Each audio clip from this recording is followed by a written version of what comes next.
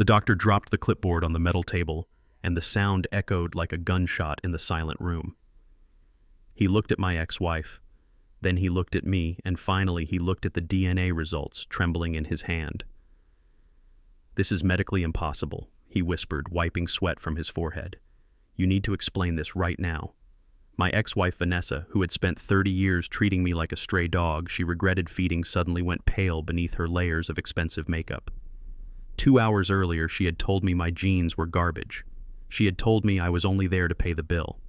But that piece of paper didn't care about her money or her lies. It only cared about the truth. And the truth was about to destroy the fake empire she had built on my sorrow. My name is Ezekiel Robinson, but everyone who knows the difference between a spark plug and a piston calls me Zeke. I am 73 years old. I am a retired Marine and a man who spent 50 years scrubbing engine grease out of his fingernails. I don't have a mansion. I don't have a portfolio of stocks. What I have is a 1978 Ford F-150 that runs smoother than a Swiss watch and a heart that has been broken more times than my knuckles. Before I tell you how I brought a corrupt family to its knees with nothing but a blood test, I want to know where you are listening from. Let me know in the comments. And if you have ever been underestimated because of your bank account or the color of your collar, hit that like button and subscribe. This story is for us. It started on a Tuesday, the kind of Tuesday that feels heavy with humidity and bad memories.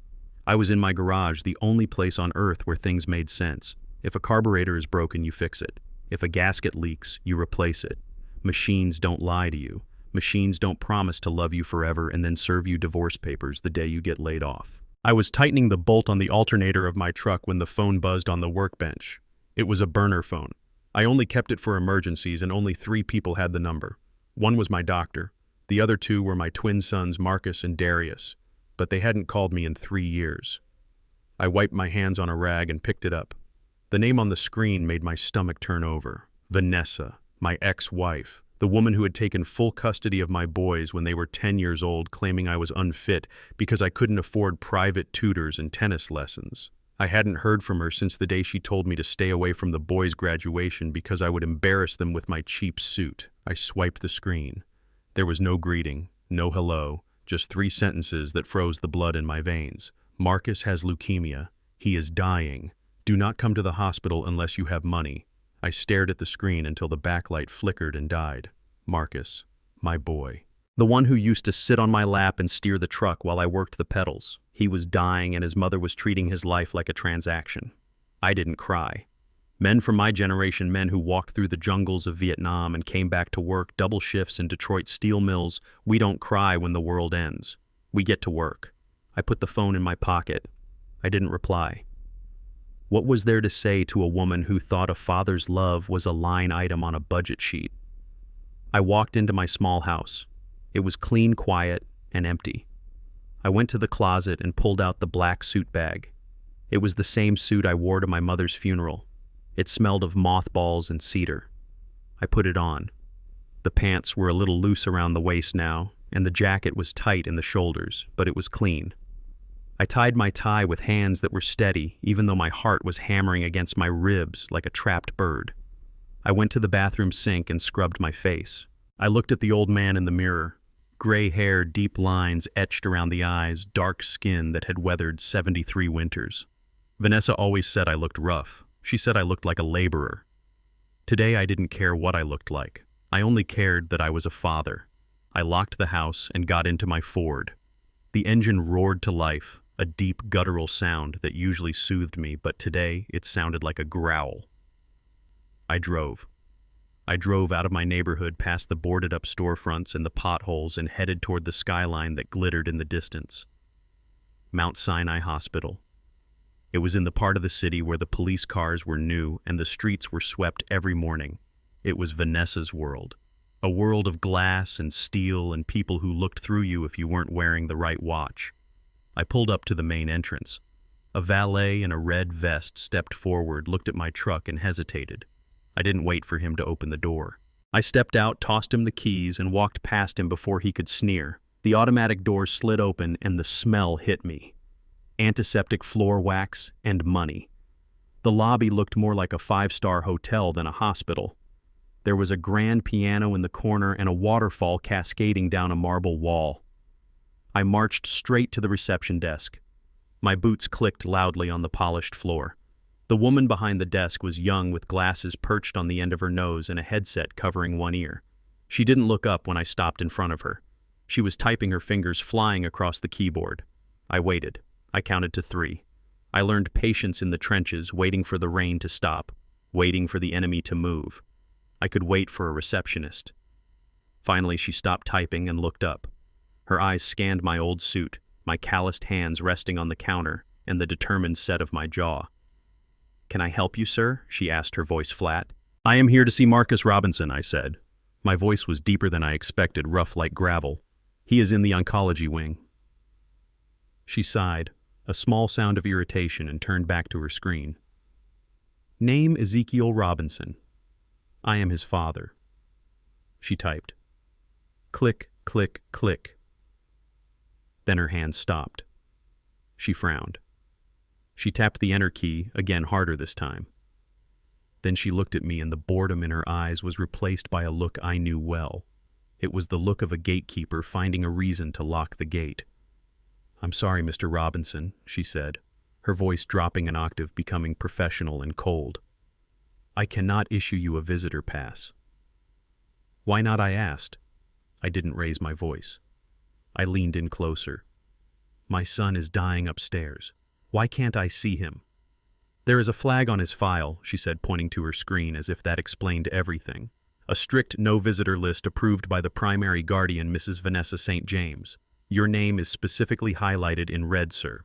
It says here that you are barred from contact due to..." She squinted at the screen.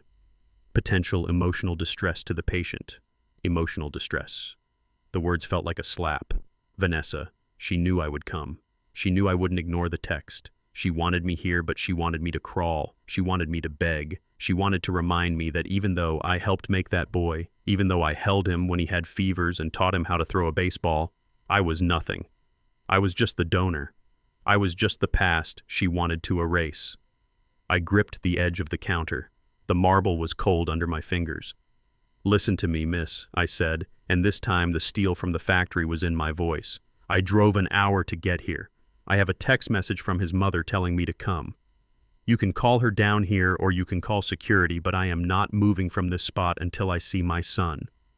The receptionist looked at me. She saw the scar above my left eyebrow. She saw the way my knuckles turned white. She saw that I wasn't a man who was going to walk away because a computer screen told me to. She swallowed hard and reached for the phone.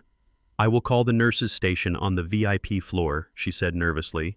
"But if Mrs. St. James says no, security will escort you out. Do you understand?" "Call her," I said. I stood there surrounded by the luxury of a hospital built for the wealthy, feeling like an intruder in my own life. I watched people walk by in designer clothes holding bouquets of flowers that cost more than my weekly grocery bill. They looked happy. They looked safe. They didn't know that upstairs a young man was fighting for his life while his mother played power games in the lobby. I closed my eyes for a second and saw Marcus. Not the grown man who hadn't spoken to me in 3 years, but the 10-year-old boy crying in the back seat of Vanessa's Mercedes as she drove him away. "Daddy, fix it," he had screamed. "Daddy, fix it." I couldn't fix it then. I didn't have the money for lawyers. I didn't have the status to fight Vanessa's high-powered legal team, who painted me as an unstable, angry black man. But I was here now, and I wasn't leaving. The receptionist hung up the phone. She looked pale. "Mrs. St. James is coming down," she whispered, "and she is bringing security." "Good," I said. "Let them come." I turned around to face the elevators. My heart was pounding, but my feet were planted wide-grounded. I was a Marine. I was a father. And I was about to walk into a war zone armed with nothing but my love for a son who had been taught to be ashamed of me. I didn't know it then, but the war I was about to fight wouldn't be won with fists or money. It would be won with blood. And the secret flowing in my veins was about to blow the roof off this entire hospital. The elevator doors slid open with a soft, expensive chime that sounded nothing like the clanking metal lifts in the parking garages I was used to. A woman stepped out, and the air in the corridor instantly changed. It wasn't just the blast of air conditioning, it was her. She brought a cloud of perfume with her, something heavy and floral that smelled like vanilla and entitlement. I knew who she was immediately, even though we had never shaken hands. I had never sat across a dinner table from her. I had never even heard her voice except for once in the background of a voicemail Marcus left me by mistake 2 years ago. Her name was Tiffany. She was my daughter-in-law. I stood up from the hard plastic chair, my knees popping with a sound that seemed too loud in the quiet hallway. I watched her walk. She moved with the confident, rhythmic click-clack of high heels that had never touched a dirty sidewalk. She was wearing a cream-colored dress that looked like it cost more than the transmission I had rebuilt last week. She was clutching a designer handbag against her side like a shield. I remembered her face from the photos. Not photos sent to me in the mail. No, I didn't get those. I remembered her from the pictures my neighbor, Mrs. Higgins, had shown me on her iPad. She had found them on social media.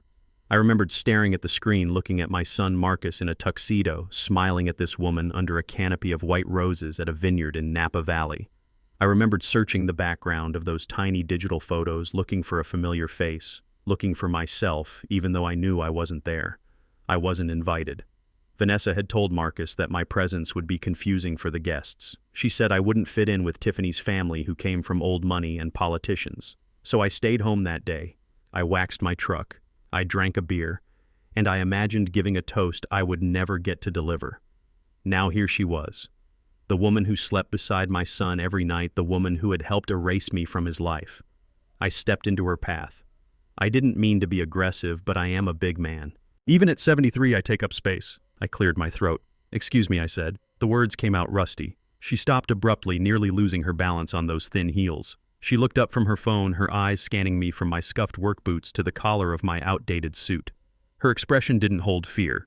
It held something worse. It held annoyance. It was the way you look at a stain on a silk tablecloth.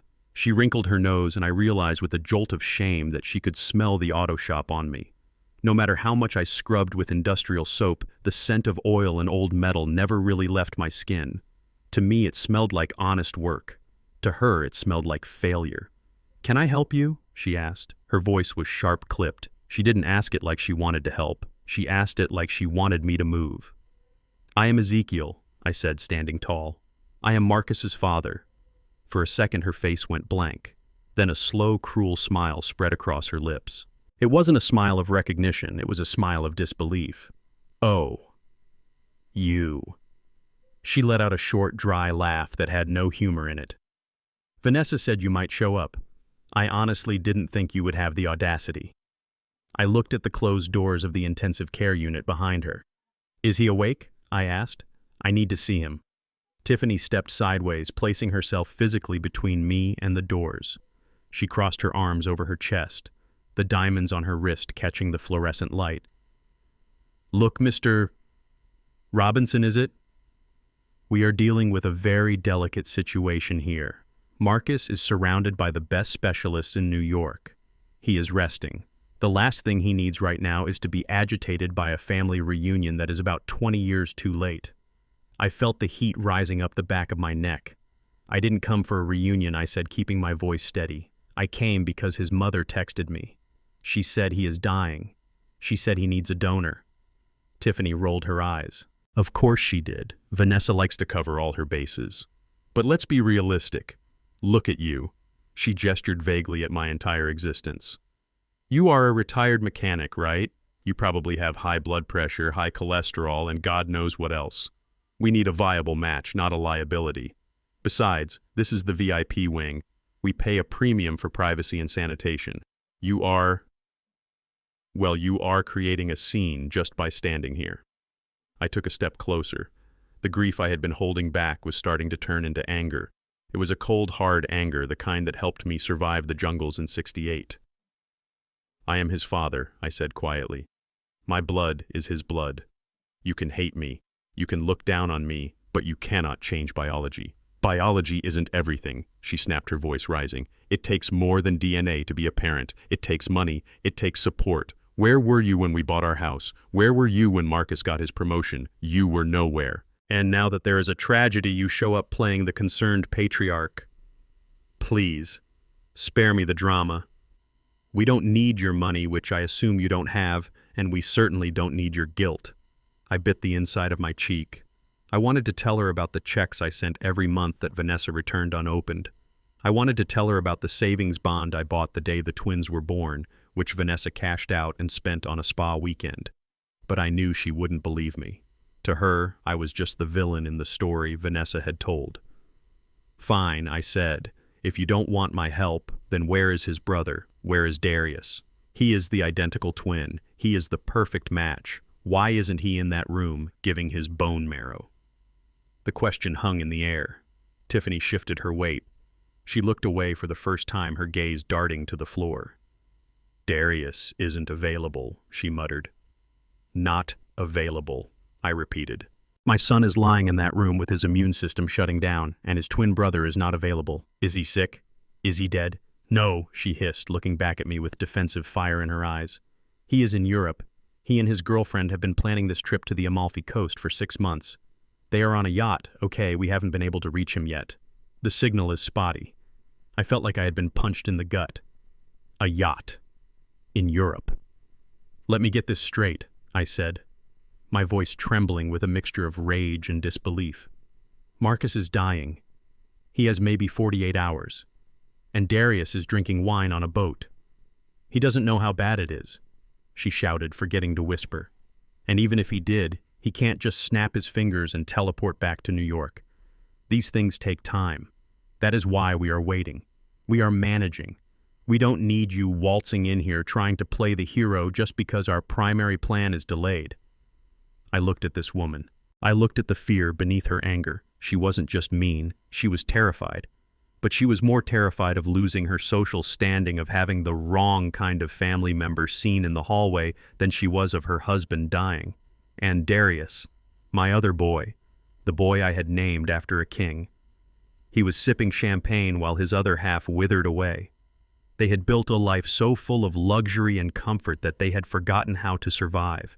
They had forgotten what loyalty meant. I took a deep breath.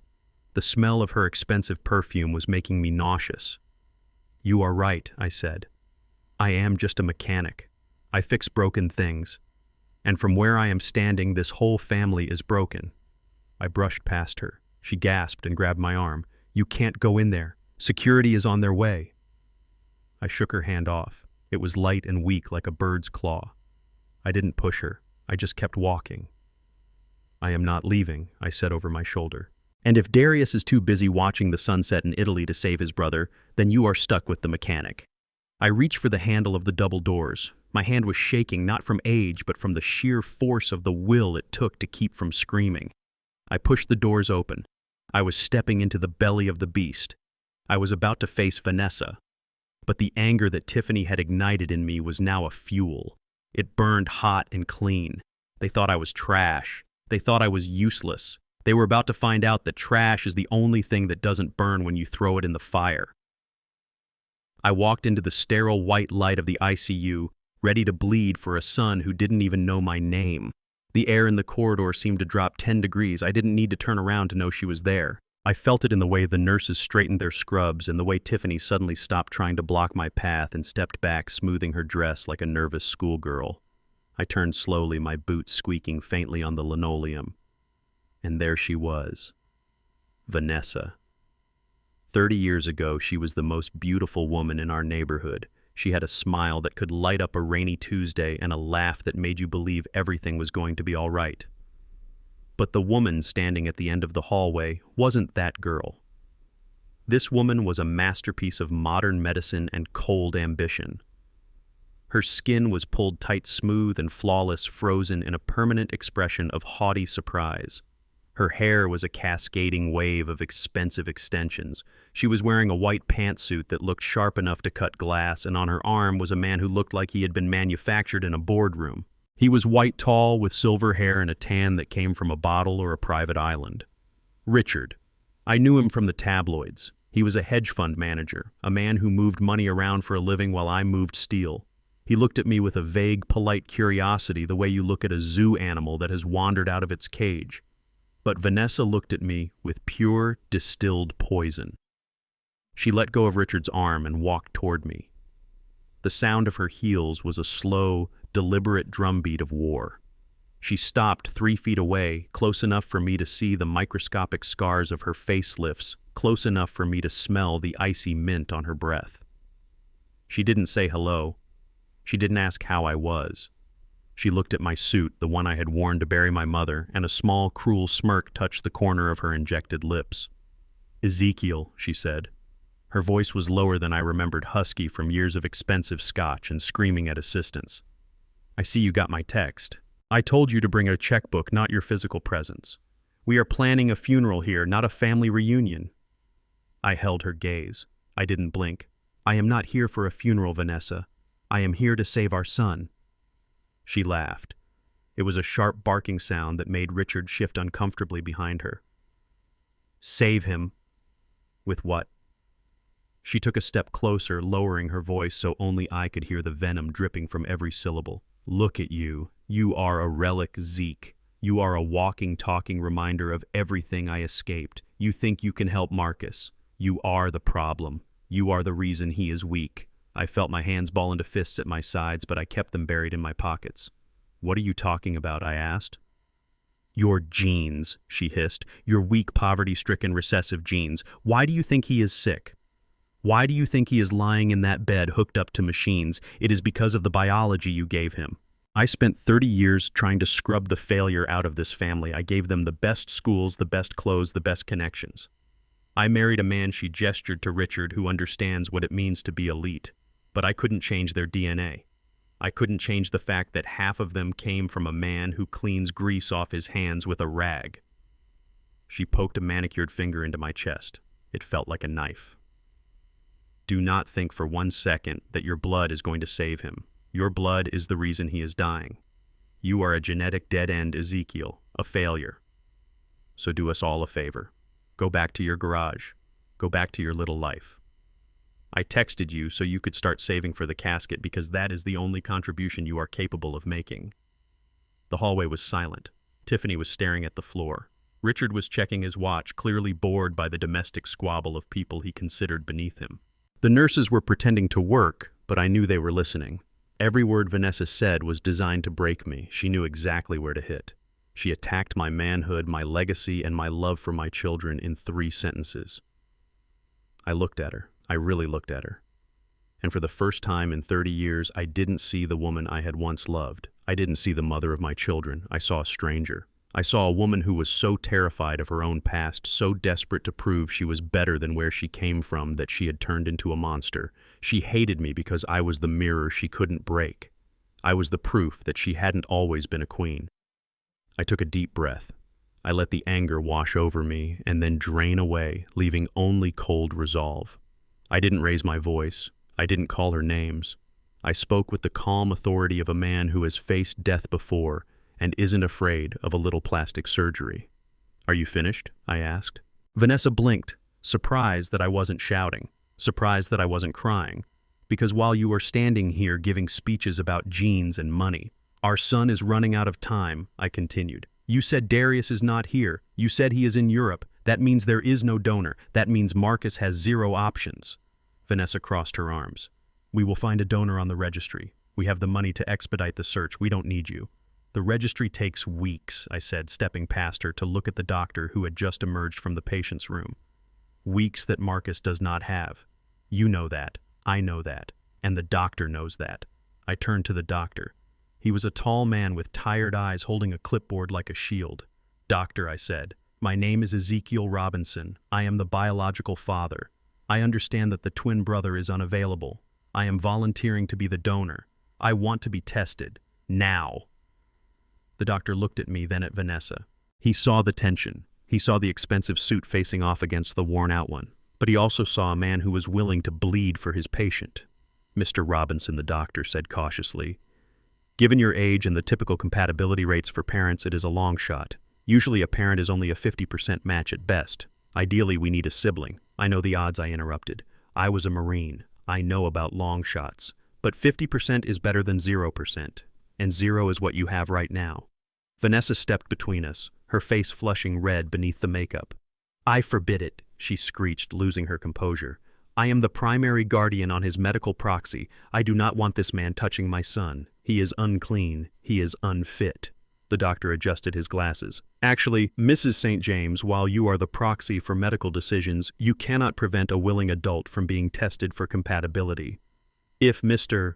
Robinson wants to give a blood sample for HLA typing, that is his right, and frankly, given the patient's rapid decline, we would be negligent if we didn't test every immediate family member available. Vanessa looked like she had been slapped. She spun around to Richard, looking for backup. Richard, do something. Call the lawyers. Richard cleared his throat. Vanessa, darling, he said, his voice smooth and disinterested. If the boy is dying and the ex-husband wants to get poked with a needle, let him. It won't work anyway. Like you said, the genes are bad. Let him fail. Then he can leave and we can handle this properly. Vanessa stared at her husband, then back at me. Her eyes narrowed into slits. She saw the logic in his cruelty. Let me try. Let me fail. Let me be crushed by the science just like she said I would be. It would be the ultimate victory for her. To prove once and for all that I was biologically useless. Fine, she spat. Test him. Stick him with as many needles as you want. And when the results come back incompatible, when the science proves that you are nothing but a waste of space, I want you to leave this hospital and never come back. I want you to sign away your parental rights forever. I looked her dead in the eye. Deal, I said. I didn't hesitate. I didn't wait for her to change her mind. I rolled up the sleeve of my jacket, exposing the faded tattoo of an anchor on my forearm. The skin was loose now, but the muscle underneath was still there. Show me where to go, Doc, I said. As I followed the doctor down the hall, leaving Vanessa and her entourage in the lobby, I felt a strange sensation in my chest. It wasn't fear. It was certainty. Vanessa called my genes a failure. She called my blood recessive. But she forgot one thing. I was a survivor. I had survived war. I had survived poverty. I had survived losing her. And my blood. My blood was survivor's blood. It didn't know how to quit. And as I walked into the testing room, I prayed that for once in my life the universe would let the underdog win. I sat down in the chair, extended my arm, and watched the dark red life flow into the vial. It was the same color as hers. It was the same color as Marcus's. But unlike theirs, mine wasn't for sale, and that made all the difference. The waiting room was a cage wrapped in velvet and marble. For the next hour, the only sound was the click of Vanessa's heels as she paced back and forth, wearing a trench into the expensive carpet. She was checking her phone every 30 seconds, tapping out furious messages to Darius, to her assistants, to anyone who could make the world spin the way she wanted it to. Richard, her husband, sat in the corner reading a Wall Street Journal, looking as detached as if he were waiting for a flight at an airport lounge. And I sat there still and silent as a stone, my hands clasped between my knees, praying to a God I hadn't spoken to in a long time. I watched the clock on the wall. Each tick was a second taken away from my son's life. I knew about countdowns. I had lived through them in bunkers while mortar shells rained down, and I had lived through them in the ICU when my mother passed. But this was different. This was a countdown I couldn't fight with a rifle or a wrench. Then the double doors swung open. It wasn't a nurse this time. It was the man in charge, Dr. Eris Thorne. He didn't look like a man bringing good news. He walked with a heavy, purposeful stride, his white coat billowing slightly behind him.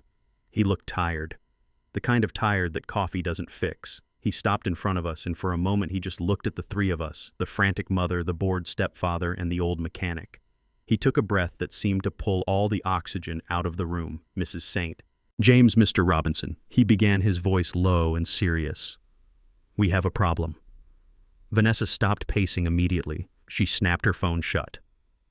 What kind of problem? Is he awake? Did the steroids work? The doctor shook his head slowly. Marcus is not responding to the initial stabilization protocol. His white blood cell count has skyrocketed in the last hour. We are looking at an accelerated blast crisis. To put it simply, his body is shutting down faster than we anticipated. We don't have a week. We don't even have 3 days. He paused, letting the weight of the numbers settle on us. We have maybe 48 hours. If we don't perform the transplant within that window, his organs will begin to fail, and at that point he will be too weak for the procedure. Vanessa went white. 48 hours. She grabbed Richard's arm for support. But Darius isn't here yet. We haven't heard from him. He is in the middle of the Mediterranean. Even if he flies back now with the layovers and the travel time, he won't make it in time to be prepped. Dr. Thorne finished the sentence for her. If we wait for Darius, we lose Marcus. The silence that followed was deafening. I felt a cold knot tighten in my stomach. My boy was dying because of a vacation. He was dying because his brother, the other half of his soul, was too busy living the high life to answer a phone call. It was a cruel joke. The twin bond, the magical connection everyone always talked about, had been severed by a spotty Wi-Fi signal on a yacht. Vanessa looked around the room wildly as if the solution was hiding behind a potted plant. There has to be another way, she demanded, her voice rising to a shriek. Check the registry again. Pay someone, I don't care what it costs. Find a donor. The registry takes weeks to clear, Dr. Thorne said calmly but firmly. And buying a donor is illegal and impossible in this time frame. We need a match now. Today. I stood up. My knees creaked, but my legs were steady. I didn't look at Vanessa. I looked straight at the doctor. Take mine, I said. The room froze. Vanessa slowly turned her head to look at me, her eyes wide with a mixture of shock and disgust. What did you say? She whispered. I said, take mine. I repeated, my voice filling the empty space of the room. I am his father. I am here. I am ready. Test me, prep me, and take whatever you need. Bone marrow, blood, a kidney. I don't care. Just save him. For a second, I thought she might hit me. Instead, she threw her head back and laughed. It was a jagged, ugly sound that echoed off the marble walls. You. She pointed a manicured finger at me, shaking with laughter that was bordering on hysteria. You think you can save him? Ezekiel, look at yourself. You are 73 years old. You have a history of high blood pressure. You eat fried food and breathe exhaust fumes for a living. Your body is a wreck. She turned to the doctor, her eyes blazing. This is a joke, right? You can't seriously consider him. He is old. His health is garbage. If you put him on that table, he will probably die. And even if he doesn't, his marrow is probably so full of toxins and age that it will kill Marcus faster than the cancer. I stood my ground. I didn't defend my diet. I didn't defend my age. I knew I wasn't an athlete. I knew my heart had a murmur, but I also knew that I was the only option standing in this room. I am still breathing, Vanessa, I said quietly. And unlike Darius, I am here. You are here to cause trouble, she screamed. You are selfish. You just want to play the hero so you can hold it over our heads later. Doctor, tell him. Tell him he is too old. Tell him his genes are trash. Dr. Thorne didn't laugh. He didn't look at me with disgust. He looked at me with calculation. He looked at the size of my shoulders and the steadiness of my hands. Then he looked at Vanessa. Mrs. Saint. James, please lower your voice, he said, his tone sharpening. This is a hospital, and actually you are incorrect. Vanessa's mouth snapped shut. Excuse me. He turned to me. Mr. Robinson, are you aware of the risks? At your age, the recovery will be brutal. The anesthesia alone is a risk factor. It will be painful. I survived caisson doc, I said. I think I can handle a needle. Dr. Thorne nodded, a flicker of respect in his eyes. If he is a match, even a half match, we can proceed immediately. We can start the conditioning chemotherapy on Marcus tonight and harvest the marrow tomorrow morning. Vanessa looked like she was choking. She looked from the doctor to me, her face twisting in a battle between her hatred for me and her fear for her son. She didn't want me to be the one. She didn't want to owe me anything. She wanted me to be useless so she could keep her narrative intact, the narrative where I was the deadbeat and she was the savior. But the clock was ticking, and she heard it too. She took a deep breath, her hands trembling as she clutched her expensive handbag. She looked at Richard, but he just shrugged, signaling that he wanted no part of this decision. She was alone. Fine, she spat the word out like it tasted like poison. Fine. Test him. She took a step toward me, invading my personal space until I could see the heavy layers of powder on her face. But listen to me, Ezekiel, she hissed, her voice low and dangerous. I am agreeing to this because I have no choice. But if you screw this up, if your old weak heart gives out on the table and complicates things, or if your marrow isn't good enough and Marcus rejects it, I will destroy you. She poked my chest again. I will sue you until you don't even have that rusty truck to sleep in. I will bury you in legal fees so deep you will wish you had died in that war you always talk about. Do you understand me? I will turn you into dust. I looked down at her. I saw the fear behind the threat. I saw a mother who was losing control and lashing out at the only target she had left. You can take the truck, Vanessa, I said softly. You can take the house. You can sue me until I'm in the ground. I don't care about any of that. Just let me save my boy." She stared at me for a long moment, searching for fear in my eyes. She didn't find any. She pulled back, sneering. "Get him out of my sight," she told the doctor. "Go draw his blood, and pray that he isn't as useless as he looks." Dr. Thorne gestured for me to follow him. I walked away from her without looking back. I didn't feel triumph. I didn't feel anger. I felt a heavy, somber duty. I was walking toward the pain, toward the needles, toward the risk. But for the first time in 3 years, I felt like a father again. I wasn't just a mechanic. I wasn't just an ex-husband. I was the last line of defense. And as I rolled up my sleeve again in the sterile light of the exam room, I hoped that my blood, the blood she hated so much, was strong enough to do what her money couldn't. I hoped it was strong enough to perform a miracle. Because if it wasn't, Vanessa was right.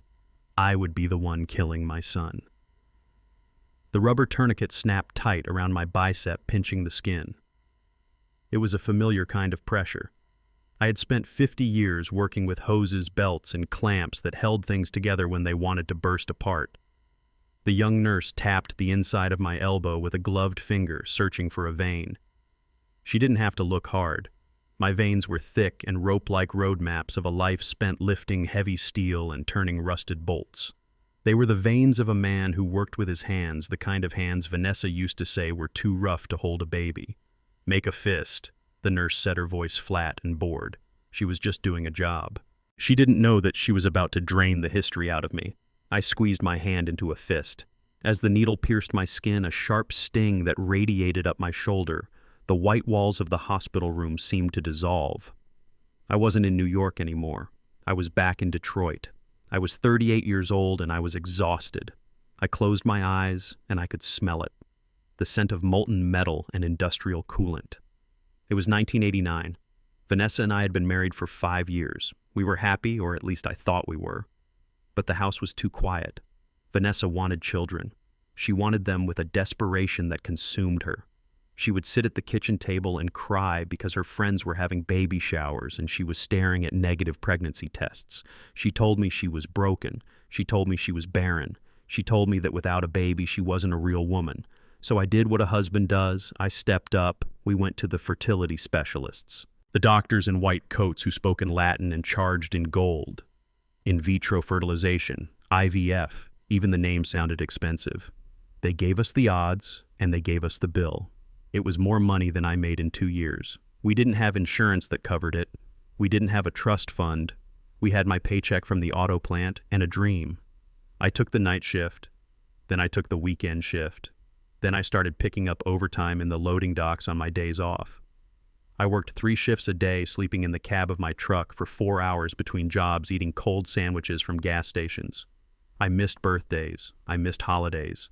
I destroyed my back and inhaled enough metal dust to coat my lungs in gray. But every Friday I brought the check to Vanessa. I put it in her hand, my fingers stained with grease, and she would kiss me and call me her hero. She would say, "Zeke, this is for our future. This is for our family." I paid for every hormone injection. I paid for every ultrasound. I paid for the procedure that implanted the embryos. And when the twins were born, when I held Marcus and Darius in my arms for the first time, their skin wrinkled and crying, I looked down at them and thought, I bought this. I paid for this happiness with my sweat and my spine. I own this joy. But I was wrong. I didn't own anything. The needle in my arm shifted, pulling me back to the present for a second before the memories dragged me down again. The tube was filling with dark red blood. I remembered the day the money stopped. The auto industry took a hit. Layoffs came down like a guillotine. I lost my job at the plant. I came home, my head hung low, ready to tell my wife that we needed to tighten our belts, that we needed to be a team. But Vanessa didn't want a teammate. She wanted a provider. And when the provider stopped providing, the wife stopped loving. The divorce wasn't a separation, it was an eviction. She found a lawyer who specialized in shark attacks. She told the court that I was unstable. She told them that my exhaustion was aggression. She took one single moment where I slammed a door in frustration after an 18-hour shift, and she painted a picture of a monster. Domestic disturbance, her lawyer called it. Potential for violence. I sat in that courtroom wearing the same suit I was wearing now and watched the judge nod. I watched Vanessa weep fake tears into a silk handkerchief. She had the kids, she had the house, and because of the child support payments, she demanded she had my future earnings too. She looked at me across that aisle, and her eyes were dry and cold. She had gotten what she wanted: the sperm, the money, the babies. The husband was just the delivery system, and now that the package had arrived, the delivery system was discarded trash. I lost custody. I lost visitation rights. I was reduced to a check in the mail. And eventually, when the boys were old enough to understand her version of the truth, I lost them too. They stopped coming to the phone. They stopped answering my letters. They grew up believing that their father was a dangerous, angry failure who abandoned them. They didn't know I was working double shifts at a new garage just to pay for their private schools. They didn't know I was eating ramen noodles so they could have lacrosse equipment. Mr. Robinson. The nurse's voice cut through the fog of my memory. I opened my eyes. She was staring at the computer screen attached to the rolling cart. Her brow was furrowed. The vial of blood was full-capped with a purple top sitting on the tray. But she wasn't labeling it yet. She was looking at my file. "Is something wrong?" I asked. My voice was raspy. She hesitated. She looked from the screen to me, then back to the screen. Her fingers hovered over the keyboard. "I am entering your information into the donor database to run the cross-match against the patient Marcus St. James," she said slowly. "But there is a discrepancy in the patient's history file." "What discrepancy?" I asked, sitting up straighter. She turned the monitor slightly away from me, as if trying to protect me from the glare. In the patient's birth records and the intake forms provided by his mother, under the section for biological father, it is blank. I stared at her. Blank. It says, unknown. She clarified her voice, dropping to a whisper. Mrs. St. James listed the father as an anonymous donor on the original medical history forms when he was admitted. My heart hammered against my ribs, harder than it had when Vanessa insulted me in the hallway. Unknown. Anonymous donor. She hadn't just divorced me. She hadn't just taken the kids. She had erased me. In the official medical record of my son's life, I didn't exist. She had rewritten history to make herself the Virgin Mother, the sole creator. She wanted the world to believe that Marcus and Darius had no father, that they sprang from her will alone. The nurse looked at me with pity. It was the kind of pity you give to a confused old man who has wandered into the wrong room. "Sir," she said gently, "are you sure you are the biological father? If you are just a stepfather or an adoptive figure, this test, well, the compatibility is highly unlikely. We don't want to waste resources or give you false hope if there is no biological connection." I looked at the vial of blood on the tray. It was dark, rich, and real. It was the only truth in this building. Vanessa could lie to the courts, she could lie to the boys, she could lie to the hospital registry, but she couldn't lie to the blood. I looked the nurse in the eye. The anger in my chest wasn't hot anymore. It was cold. It was heavy. It was the weight of 35 years of silence. "I am not a stepfather," I said, "and I am not anonymous." I reached out and tapped the vial of blood with my thick, calloused finger. "I worked 3 shifts a day to pay for the procedure that made him." I said, my voice low and steady like a rumbling engine. "I paid for the doctors. I paid for the hospital room. I held him before his mother did. She might have filled out the forms, miss, but I filled out the check. And I gave the seed." The nurse swallowed hard. She saw the pain in my eyes, but she also saw the iron. She didn't ask any more questions. She typed something into the computer, overriding the system. "Okay, Mr. Robinson," she said softly. "I will send this down to the lab stat. We are running a full HLA typing." "How long?" I asked. "Usually it takes 4 hours," she said, "but I will mark it as emergency priority. We should know something sooner." She picked up the vial and labeled it, Ezekiel Robinson, father. I watched her walk out of the room. I sat there alone, holding a piece of cotton to the inside of my elbow. The physical pain was nothing. It was a pinprick. The real pain was knowing that upstairs my son was dying with a file that said he had no father. Vanessa thought she had won. She thought that by leaving that box blank she had cut me out of the equation forever. But she forgot one thing. Biology doesn't read paperwork. Biology reads the code written in the marrow, and that code was about to scream my name louder than she ever could. I rolled down my sleeve, buttoned my cuff, and prepared to wait. I had waited 35 years for vindication. I could wait a few more hours. But as I sat there, a thought crept into my mind. a dark, twisting thought. If she had lied about the father, what else had she lied about? Why was she so afraid of this test? Why did she look so terrified when I volunteered? It wasn't just hatred, it was fear. Pure, unadulterated panic. I leaned back in the chair and closed my eyes. The blood was out of my body now. It was in the machine, and the machine was about to tell a story that Vanessa St. James had spent a lifetime trying to bury. The clock on the wall was a cheap plastic circle that hummed every time the second hand swept past the 12. I had watched it go around 240 times. 4 hours. In the world of medical testing, time is a language. I knew this language. When my mother had cancer, the results that were good came back quick. The doctors would hustle in smiling, waving papers, eager to share the victory. When the results were bad, they dragged their feet. They held meetings. They checked and double-checked because nobody wants to be the messenger of death. 2 hours is the standard for an HLA cross-match. It's a chemical reaction. It either fits or it doesn't. It's like a key in an ignition. You turn it and the engine roars or it stays silent. But we were pushing into the 4th hour, and the silence in the waiting room was heavy enough to crush a man. Vanessa had stopped pacing. She was sitting on a leather sofa, scrolling through her phone with a manic intensity. She wasn't looking up medical journals. She wasn't looking up prayers. She was looking up caterers. I heard her whispering to Richard about rescheduling a charity gala. That was Vanessa. Even in the face of death, she was worried about her social calendar. She assumed that whatever was happening behind those double doors was manageable with a checkbook or a phone call. She didn't understand that biology doesn't care about your net worth. Richard was asleep.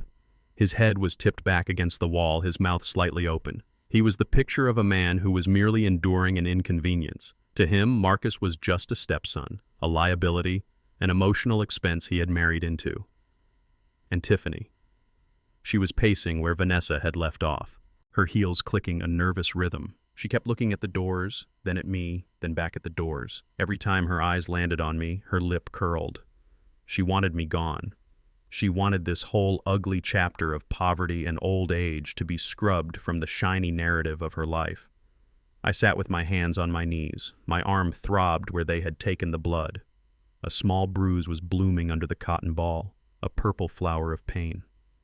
I didn't mind the pain. I minded the doubt. Why was it taking so long? Had they found something in my blood? Was Vanessa right? Was I too old?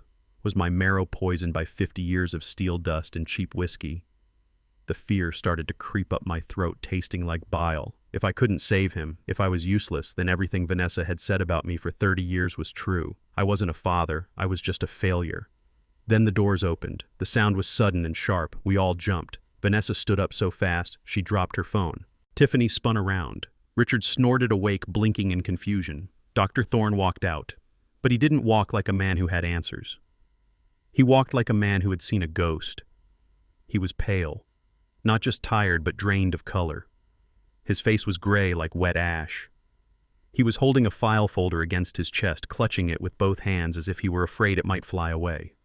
He stopped in the middle of the room. Vanessa stepped forward, her voice shrill and demanding. "Well, it's about time. We have been waiting here for half a day. Is he a match or not?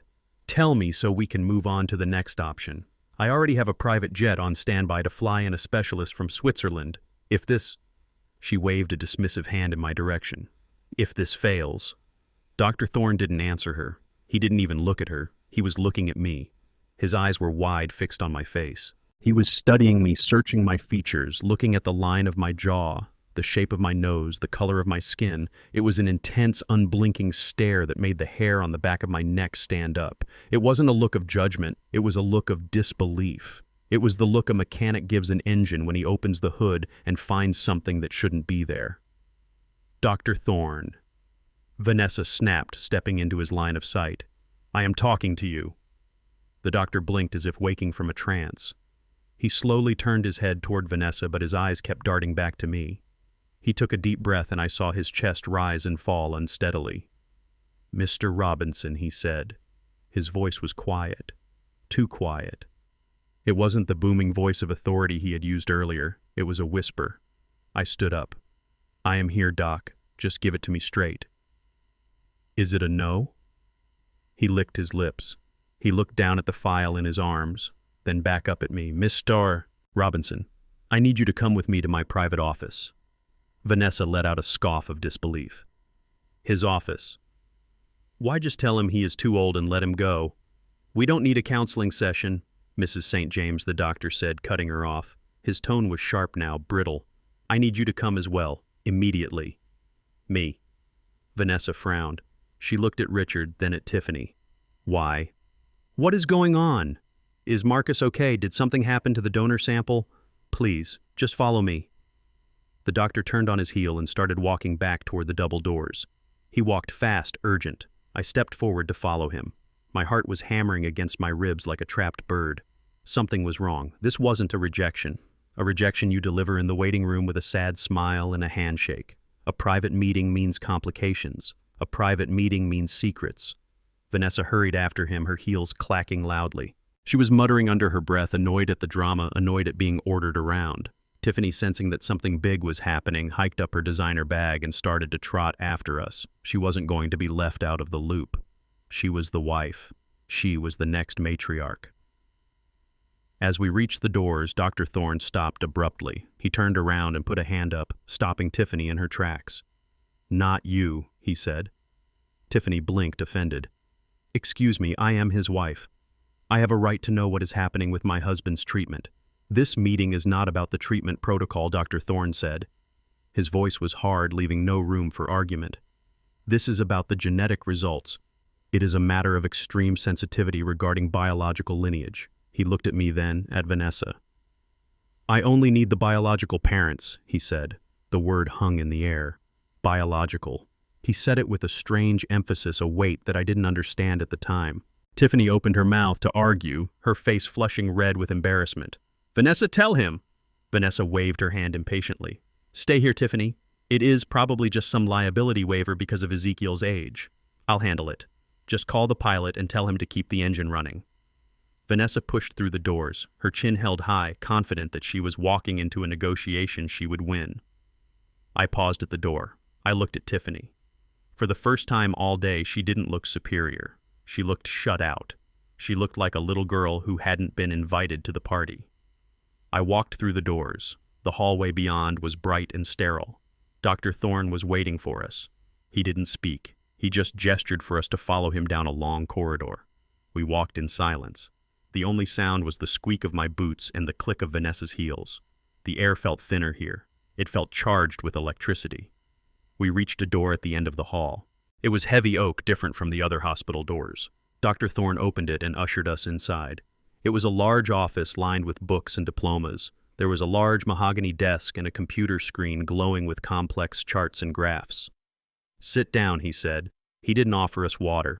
He didn't offer a polite preamble. He walked behind his desk and sat down heavily as if his legs could no longer support him. Vanessa sat on the edge of the leather chair, crossing her legs. She checked her watch. Doctor, really? The suspense is unnecessary. Just tell us the old man isn't a match so we can get back to saving my son. Dr. Thorne didn't look at her. He was staring at his computer screen. He typed a few keys and 2 images appeared on the large monitor mounted on the wall. They looked like ladders, colorful bars of DNA sequencing. He took off his glasses and rubbed his eyes. I have been a hematologist for 30 years, he began, his voice low. I have performed thousands of transplants. I have seen rare blood types. I have seen genetic mutations. He looked up at me. But I have never seen this. My stomach dropped. What is it, I asked. Is my blood sick? Do I have cancer too? No, Mr. Robinson, he said. You are healthy. Surprisingly healthy for your age. Your heart is strong. Your marrow is producing cells at a rate we usually see in men 20 years younger. Vanessa scoffed. Wonderful. He is a healthy peasant. Does that make him a match? Dr. Thorne turned to her. His eyes were cold now. Cold and hard. We ran the standard HLA typing, he said. Usually we look for 6 markers. A parent is usually a half match sharing 3 out of 6. That is biology. You get half from the mother, half from the father. He pointed to the screen. Mr. Robinson is a match, he said. A very good match. In fact, he is a perfect haploidentical donor. The compatibility is 50%. Down to the decimal. It is textbook. I let out a breath I didn't know I was holding. Thank God, I whispered. I slumped back in the chair, relief washing over me like warm water. I could do it. I could save him. So, let's get on with it, Vanessa said, standing up. Why the drama? Why the private meeting? If he is a half-match, prep him. Sit down, Mrs. St. James. Dr. Thorne barked. The command was so sudden and forceful that Vanessa actually sat back down, stunned. The problem is not Mr. Robinson, the doctor said. The problem is the cross-match. He tapped the keyboard again. A third ladder appeared on the screen. It was red, and it was completely different from the other two. When we prepare for a transplant, we have to map the entire genetic structure to ensure there are no inherited diseases that could complicate the graft, he explained. We have the son's DNA, we have the father's DNA. And because we needed to be thorough, we pulled your genetic profile from the hospital records on file from your gallbladder surgery last year. He looked at Vanessa. The room went deadly silent. We ran the comparison, Dr. Thorne said. We ran it once. The machine flagged an error. We thought it was contamination, so we drew a fresh sample from Marcus. We ran it again. Same error. We recalibrated the machine. We ran it a third time. He leaned forward, his hands clasped on the desk. Mrs. St. James, he said, his voice trembling slightly, this is medically impossible, but the numbers do not lie. What are you saying? Vanessa whispered. Her face was starting to lose its composure. The mask was cracking. I am saying, Dr. Thorne said, pointing at the screen, that Mr. Robinson provided 50% of Marcus's DNA. That is confirmed. He is the biological father. He paused. But you provided nothing. 0%. There is no genetic match between you and the patient. Not a single marker. Vanessa froze. Her mouth opened, but no sound came out. Dr. Thorne's voice dropped to a whisper that sounded like a scream in the quiet room. Biologically speaking, Mrs. St. James, you are not the mother of that boy. The heavy oak door clicked shut, sealing us inside Dr. Thorne's private office. The silence in that room was different from the silence in the hallway. Out there it was the quiet of a hospital, broken by the beeping of machines and the squeak of rubber soles. In here, it was the silence of a courtroom, right before the gavel comes down. The air was thick, recycled, and smelled faintly of old paper and leather. It was a room where decisions were made, where lives were weighed on a scale, and today that scale was sitting on the mahogany desk in front of us. Dr. Thorne walked around the desk and sat down. He didn't look at us immediately. He adjusted his glasses. He moved a stack of files 2 inches to the left. He was stalling. I knew that look. It was the look of a man who held a grenade in his hand and was deciding where to throw it. Vanessa didn't wait. She couldn't stand the quiet. To her, silence was a vacuum that needed to be filled with her voice, her authority. She sat on the edge of the leather guest chair, her back rigid, her hands clutching her designer bag like a weapon. She looked at the doctor. Then she shot a glance at me, a glance full of pity and triumph. Well, doctor, she said, her voice cutting through the heavy air like a serrated knife. Let's get this over with. I can see it on your face. It's bad news, isn't it? She didn't wait for an answer. She turned to me, her eyes gleaming. I told you, Ezekiel. I told you not to get your hopes up. She shook her head, feigning sadness.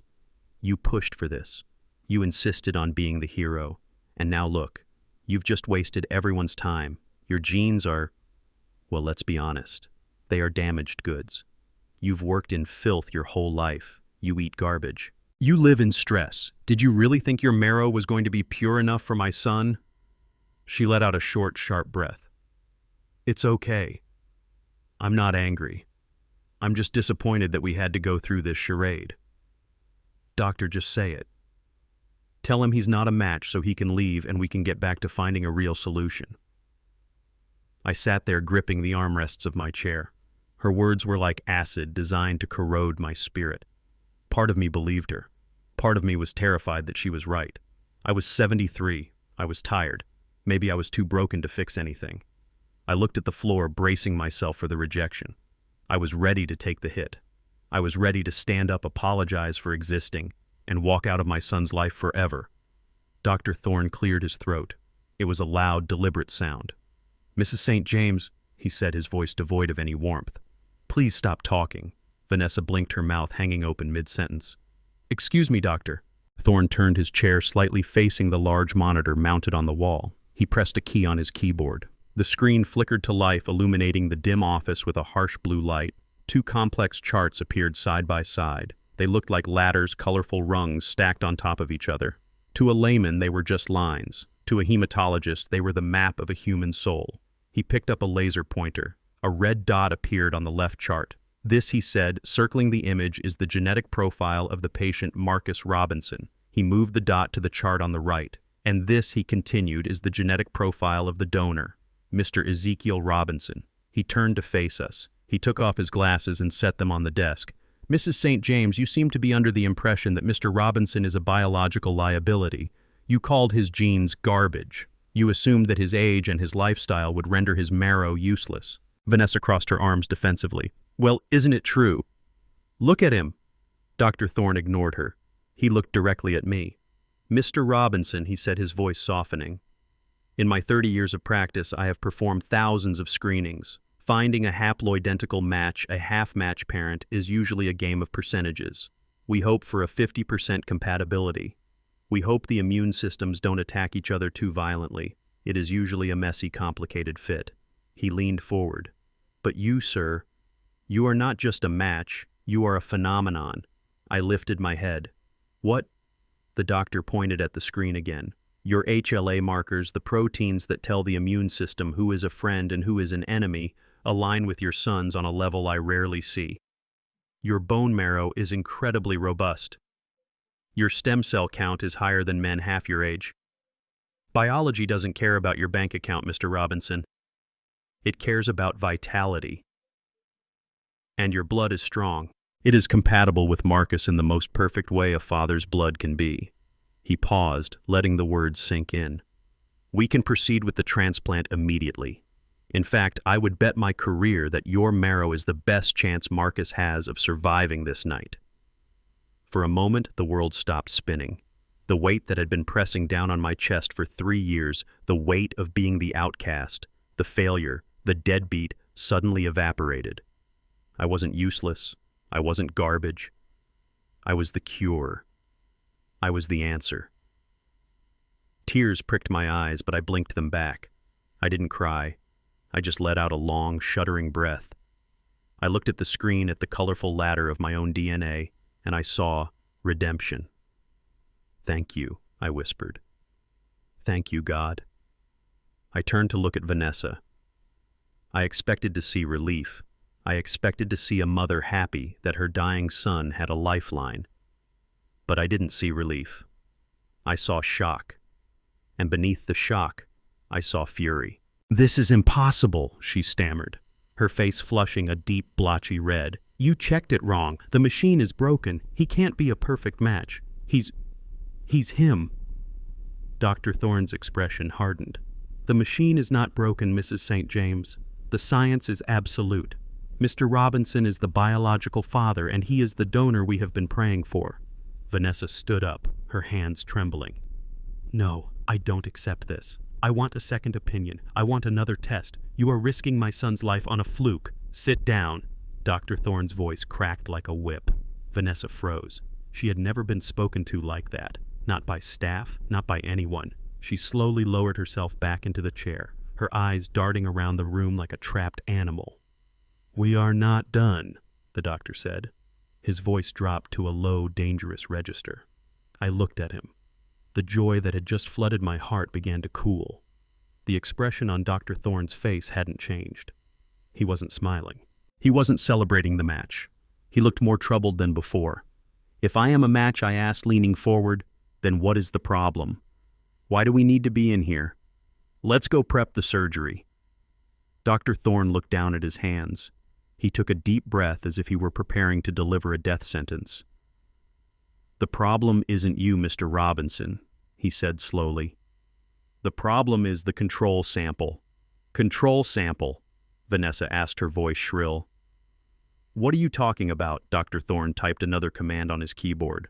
A third chart appeared on the screen. It was distinct, sharp, and completely different from the first two. When we run these tests, he explained, looking at the wall, we have to cross-reference everything to ensure there are no hidden genetic disorders. We need a complete map of the patient's lineage. We have the father's map. It fits perfectly. He turned his chair to face Vanessa directly.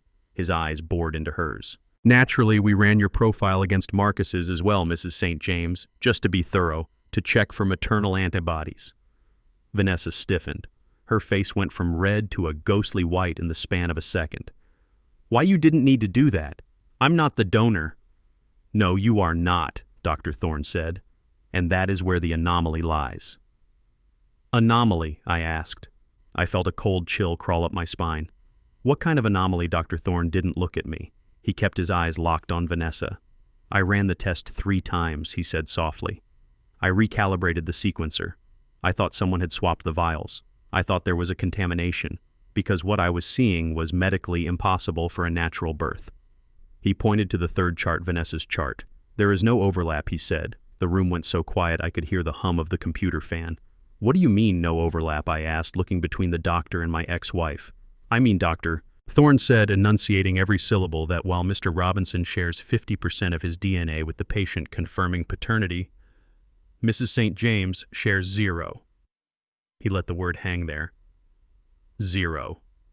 Vanessa, he said, his voice devoid of judgment but heavy with fact. You are not the biological mother of Marcus Robinson. I stared at him. My brain couldn't process the words. Not the mother.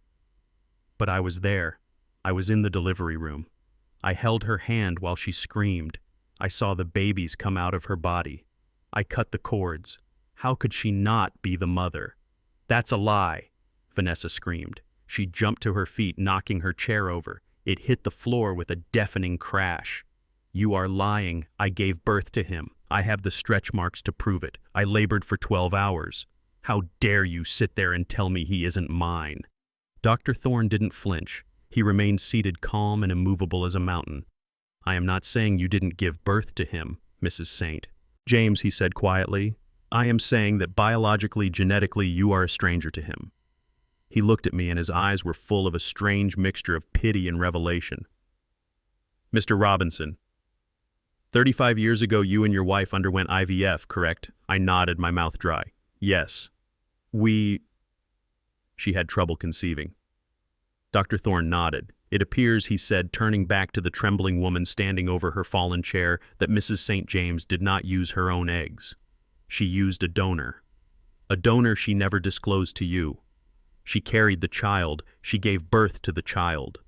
But the egg, the genetic blueprint, it belonged to another woman. I looked at Vanessa. She was standing there panting, her chest heaving. She wasn't looking at the doctor anymore. She was looking at the floor. And in that moment, the mask didn't just crack. It shattered. The arrogance was gone. The superiority was gone.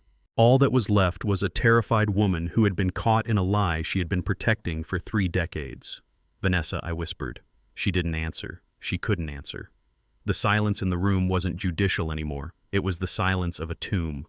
The tomb where she had buried the truth, and I had just kicked down the door. The room felt like it was shrinking. The air, already thick with the smell of old leather and tension, seemed to be sucked out by the black hole of Dr. Thorne's words. I looked at Vanessa. For 30 years, this woman had walked through life with the confidence of someone who owned the pavement beneath her feet. She had dictated the terms of my marriage, my divorce, and my relationship with my sons. She had wielded her motherhood like a sword, cutting me out of the picture with surgical precision. But now she looked like a statue made of sand, crumbling in a gale-force wind. Dr. Thorne didn't blink. He didn't offer a tissue. He was a scientist, and he was presenting data. He pointed the laser at the screen again, at the red ladder of DNA that stood alone, isolated from the others. Mrs. St. James, he said, his voice steady and unyielding. I understand this is shocking. I understand that it contradicts your lived experience, but genetics is not a matter of opinion. It is a matter of code. He tapped the screen. When we prepare for a transplant of this magnitude, we don't just look for a match. We look for hidden enemies. We run a cross-match to rule out inherited diseases, things like mitochondrial disorders or recessive traits that could wake up and attack the new immune system. To do that, we need to map the entire genetic highway of the patient. Half the road comes from the father. Half comes from the mother. He looked at me, giving a small, almost imperceptible nod. Mr. Robinson's half of the highway is clear. It is mapped. It is verified. He provided the 50% that makes him the father. That is indisputable. Then he turned his gaze back to Vanessa, and the temperature in the room seemed to drop another 10 degrees. But when we tried to map the other half, the machine flagged an error. It kept searching for your markers, Mrs. St. James. It was looking for the genetic signature that a mother passes to her child. It looked for your eye color, your blood type, your susceptibility to certain enzymes. It searched millions of data points. He paused, letting the silence stretch until it was almost unbearable. It found nothing. Vanessa let out a strangled sound like a gasp trapped in her throat. "That is insane," she whispered, her voice trembling. "I am his mother. I raised him. I breastfed him. I sat by his bed when he had chickenpox. You cannot tell me I am not his mother." Dr. Thorne leaned back in his chair, folding his hands over the file. "I am not talking about nurturing Mrs. St. James. I am not talking about who signed the report cards or who paid for the braces. I am talking about biology. I am talking about the egg that started life in a petri dish 35 years ago." He picked up a piece of paper from the file and slid it across the mahogany desk. It stopped right in front of Vanessa's clutching hands. "We ran the test 3 times, he said softly. "We used 3 different samples. We even used a backup sequencer in the pathology lab because I didn't believe the first result myself. But the numbers are consistent. You do not share a single segment of DNA with Marcus Robinson, not one. If I were to look at these charts blindly without knowing the names, I would say that you and the patient are complete strangers." I watched Vanessa. I watched the denial warring with the truth behind her eyes. She stared at the paper on the desk, but she didn't touch it. It was as if the paper was radioactive. If she touched it, the lie she had lived for 3 decades would burn her alive.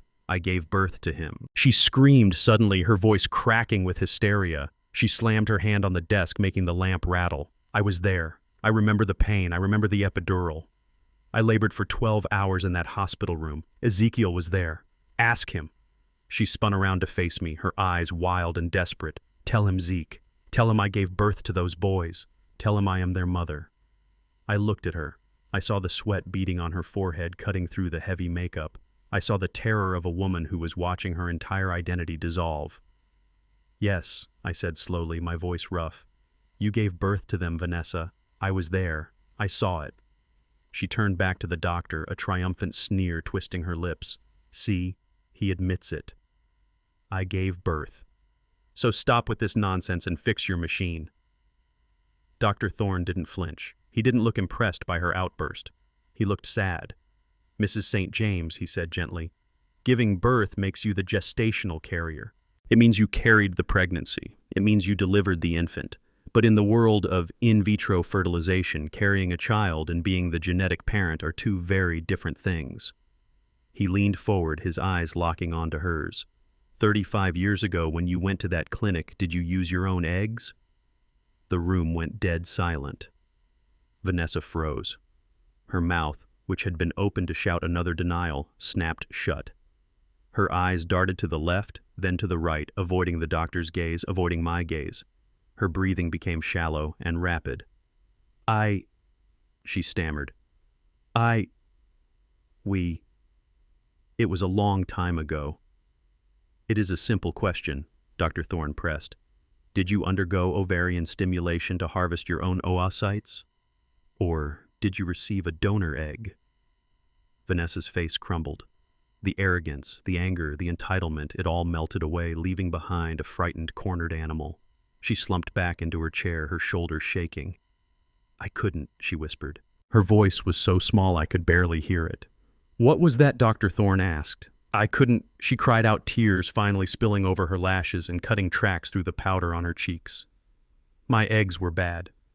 The doctor said they were too old, too fragile. He said I would never conceive on my own. He said if I tried, I would just have miscarriage after miscarriage." She looked up at me then, and for the first time in 30 years, she looked at me with something resembling guilt. "I wanted a baby, Zeke. I wanted it so bad. It was all I ever wanted. And when the doctor told me I was broken, I couldn't tell you. I was ashamed. I thought if you knew I was barren, you would leave me. I thought you would find a woman who could give you a family naturally." I stared at her, stunned. "You thought I would leave you, Vanessa? I worked 3 jobs for you. I sold my grandfather's watch to pay for the first round of treatments. I would have walked through fire for you." I didn't know that she sobbed. I was scared, so when the doctor suggested a donor, I said yes. I told him to find the best. I told him to find someone who looked like me, someone smart, someone beautiful. She turned back to Dr. Thorne, pleading now, but I carried them. I grew them inside me. My blood nourished them for 9 months. Doesn't that count for anything? Doesn't that make me their mother? Dr. Thorne sighed. In the eyes of the law, and in the eyes of love, yes, you are their mother. But in the eyes of this disease, in the eyes of the bone marrow transplant that needs to happen in the next 4 hours, no, it counts for nothing. He stood up and walked over to the screen, turning off the image of the red, mismatched ladder. Your immune system is not their immune system, Mrs. St. James. If we were to use your marrow, Marcus's body would recognize it as a foreign invader instantly. It would attack it, or worse, the graft would attack him. It would kill him. He turned back to face us. That is why we are here. That is why this conversation is happening. Because for the last 3 years you have blocked Mr. Robinson from seeing his sons based on the narrative that he was the outsider, that he was the one who didn't belong. But the biological reality is the exact opposite. He pointed at me. He is the only link Marcus has to life. He is the only one who shares the code. You might have carried the boys, Vanessa, but Ezekiel is the one who made them. I sat there trying to process the magnitude of the lie. She had used a donor egg. She had known from the very beginning that she had no biological claim to the twins, yet she had spent a lifetime projecting her own insecurity onto me. She had called my genes garbage. She had called me a failure. She had mocked my heritage and my intelligence, claiming the boys got their good qualities from her side of the family. It was all a projection. Every insult she hurled at me was really an insult she was afraid to turn on herself. She hated me not because I was unworthy, but because I was the only real parent in the room, and she knew it.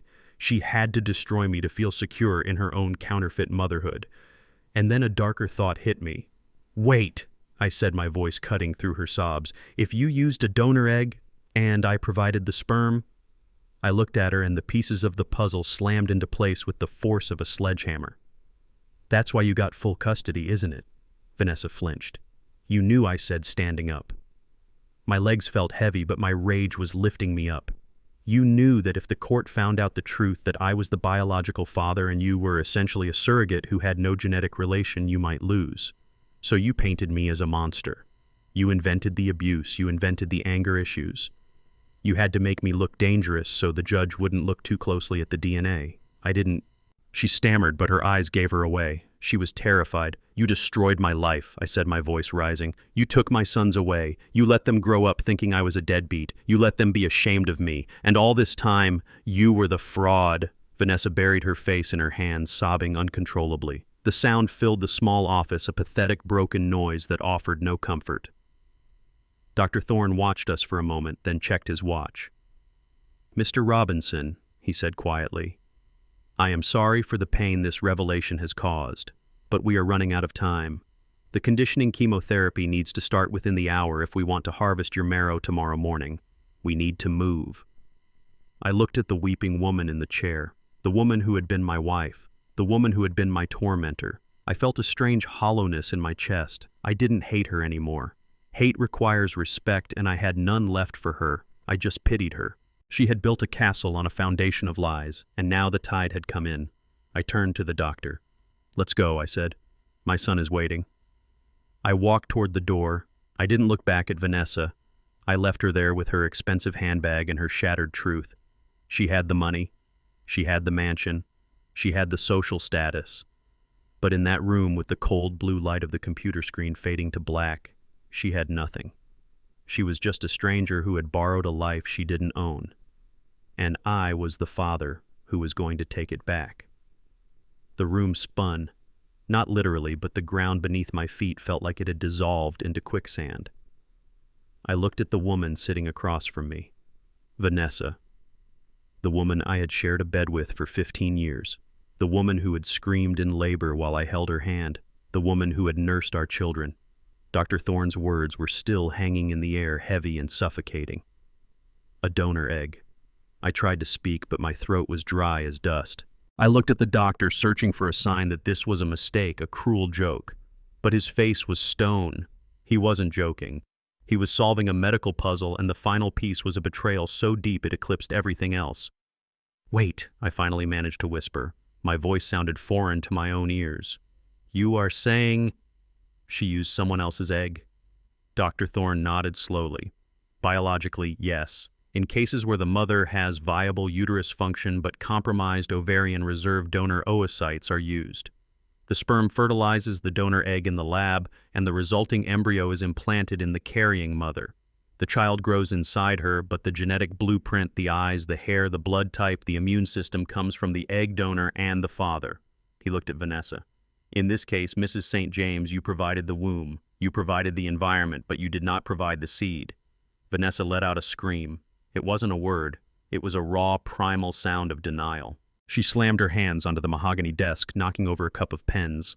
"Liar," she shrieked, her face twisting into a mask of pure terror. "You are a liar. I am their mother. I felt them kick. I breastfed them until they were 2 years old." "How dare you sit there and tell me I am nothing to them? I am not saying you are nothing," Dr. Thorne said calmly, though he leaned back slightly to avoid her flailing hands. "I am saying you are not a genetic match. And right now, genetics is the only thing that matters, because your son needs a transplant, and your immune system would kill him." I looked at Vanessa, really looked at her, and suddenly the memory of 1989 came flooding back, clear as day. I remembered the fertility clinic. It was a cold, sterile place in downtown Detroit. I remembered how Vanessa insisted on going to the appointments alone. "Zeke, you work too hard," she would say, kissing my cheek. "I can handle the consultations. You just rest." I thought she was being considerate. I thought she was trying to save me from the stress. I remembered the day she came home with the news that we were going to try IVF. She had been crying, but they were tears of relief. She told me the doctor said my sperm was fine, but her eggs were weak. She never said gone. She never said useless. She just said we needed a little help. And then there was the money, the endless bills. She handled all the paperwork, she signed all the consent forms. She told me where to sign, usually just an X on the bottom line, while she held the paper folded over so I couldn't read the fine print. "Trust me, Zeke," she would say. "It's just legal mumbo-jumbo." I trusted her. God help me, I trusted her with my life. "Vanessa," I said, my voice rising, cutting through her hysterics. "Did you buy an egg?" She froze. She looked at me, her eyes wild, her chest heaving. I, she stammered. "Did you buy an egg?" I roared, standing up. The chair flew back and hit the wall. She shrank back, terrified. I had never raised my voice to her like that, not once in our marriage. But the rage inside me now wasn't just anger. It was the explosion of 35 years of being played for a fool. "I had to," she sobbed, collapsing into herself. "I had to, Zeke. The doctor said I was empty. He said my ovaries were premature. They were dried up. I was 28 years old, and I was barren." She looked up at me, tears streaming down her face, ruining the expensive foundation, revealing the scared, manipulative woman underneath. "Do you know what that feels like? To be a woman who can't do the one thing she is supposed to do? I felt like a failure. I couldn't tell you. You wanted a family so bad. You talked about teaching your son to play baseball. You talked about it every night. If I told you I couldn't give you a child, you would have left me. So you lied," I asked, trembling. "You lied for 35 years. I didn't lie. I fixed it." She screamed, desperate to justify herself. "I found a donor, a top-tier donor. She was a model, Zeke. She was smart. She was beautiful. She was everything I wanted to be. I paid extra for her. I did it for us. I wanted our babies to be perfect." "You did it for you," I said, my voice cold as ice. "You did it so you could play the part. You wanted the baby shower. You wanted the attention. You wanted to be the mother." And then the darkest realization hit me, the realization that made my knees weak. "That's why you hated me, isn't it?" Vanessa wiped her nose with the back of her hand, sniffling. "What? You hated me because I was the real one," I said. "All these years. You called me trash. You called me a deadbeat. You told the boys I was useless. You did everything you could to keep them away from me. You weren't protecting them from me. You were protecting your secret." I took a step toward her. "You knew that if I got close to them, if I spent time with them, I might see it. I might see that they didn't look like you. I might see that they had nothing of you in them. You were jealous, Vanessa. You were jealous of your own husband because I was the biological parent, and you were just—" I stopped. I couldn't say the word. It was too cruel, but she heard it anyway. "I am their mother," she wailed, rocking back and forth. "I carried them. I gave birth to them. That makes me their mother." Dr. Thorne cleared his throat. It was a dry, clinical sound that brought us back to the reality of the hospital room. "Mrs. St. James," he said quietly, "your emotional bond with your sons is not in question, but your biological deception has created a medical crisis. Because you concealed the donor's identity, we have no medical history for the maternal side.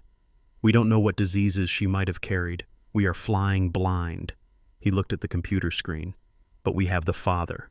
And because Mr. Robinson is the biological father, his marrow is the only thing that bridges the gap. He is the anchor." Vanessa looked up at the doctor. Her eyes were red and swollen. She looked old. For the first time she looked her age. The glamour was gone. The power was gone. "So," she whispered, "I can't save him." "No," Dr. Thorne said. "You can't." Vanessa looked at her hands. Her manicured fingernails were digging into her palms. She looked defeated. She looked small. All that money, she muttered to herself. All those connections. All those lies. And I can't do anything. She looked at me. There was no hatred in her eyes anymore. Only shame. Deep, burning shame. "Zeke," she said softly, "I'm sorry." I looked at her. I wanted to scream at her. I wanted to tell her she was a monster. I wanted to list every birthday I missed, every lonely Christmas, every night I sat awake wondering why my boys didn't love me. I wanted to make her pay. But I looked at the clock on the wall. Time was running out. Marcus was dying. "Save your apology," I said, turning away from her. "Save it for the boys. If Marcus wakes up, you can tell him the truth. You can tell him who he really is." I looked at Dr. Thorne. "Let's go, Doc. Let's get that marrow." Dr. Thorne nodded and stood up. He opened the door. As I walked out, I looked back at Vanessa one last time. She was sitting alone in the doctor's office, surrounded by the wreckage of her own life. She had tried to buy perfection. She had tried to buy a legacy. But in the end, she couldn't buy the one thing that mattered. She couldn't buy the blood. I walked down the hallway, my head high. I was Ezekiel Robinson. I was a mechanic. I was a poor man. But I was a father, and for the first time in 35 years, nobody could take that away from me. The heavy oak door didn't just open. It slammed against the wall with a violence that made the framed diplomas rattle. We all turned. Standing in the doorway was Darius. He looked like a ghost who had just stepped off a yacht. He was wearing white linen pants and a pale blue shirt unbuttoned at the top, showing off a chest that had seen too much sun and not enough work. He was holding a leather weekender bag and his face was flushed, covered in a sheen of sweat that smelled of international travel and panic. He was breathless, his chest heaving up and down, but it wasn't the run from the elevator that had winded him.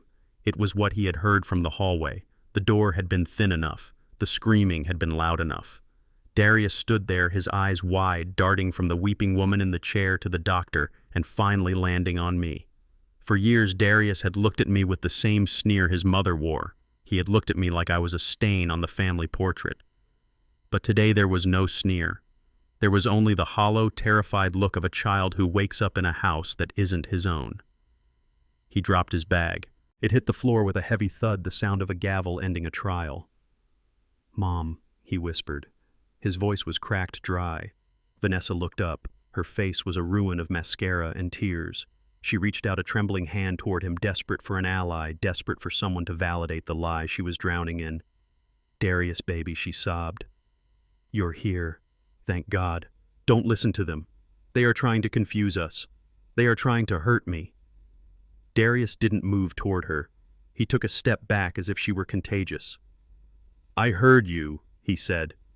His voice was gaining strength, trembling with a mixture of rage and disbelief. "I was standing right outside. I heard you scream it. You said you bought an egg." Vanessa froze. The hand she had reached out curled into a claw. "Darius, listen to me," she pleaded, her voice rising in pitch. "It's complicated. It was a medical decision. I did it for you. I wanted you to be perfect." "So it's true?" Darius asked, cutting her off. He walked into the room, ignoring the doctor, ignoring me. He stood over his mother, looking down at her as if he were seeing a stranger. "You aren't my mother." Vanessa flinched. I am your mother. I raised you. I was the one who drove you to tennis camp. I was the one who got you into Yale. I did everything. But you didn't make me, Darius said. The realization was washing over him cold and brutal. All my life you told me I was special because I was a St. James. You told me the reason I was smart, the reason I had talent was because of your family line. You told me Dad was just... He glanced at me, then quickly looked away, unable to hold my gaze. You told me Dad was a genetic mistake. You said we were lucky we took after you. You said his blood was thin, weak, common. He laughed, then a short, hysterical sound that was terrifying to hear. But it was all a lie. You were the one with no connection. You were just renting space. Dr. Thorne stepped forward then. He didn't want the situation to devolve into violence. He was a man of science, and he needed to ground this emotional explosion in facts. Mr. Robinson, the doctor said, calmly addressing Darius. I know this is a shock, but we need to be clear about the biological reality because it affects your brother's life. Darius turned to the doctor. Does Marcus know? Not yet, Dr. Thorne said, but he will. And here is what you need to understand. You and Marcus are monozygotic twins, identical. You came from the same fertilized egg that split in two. The doctor pointed to the screen where the lonely red ladder of Vanessa's DNA still sat unmatched and isolated. If Marcus is the product of a donor egg and Mr. Ezekiel Robinson's sperm, then so are you. Your genetic code is identical to your brother's, which means you also share 50% of your DNA with your father.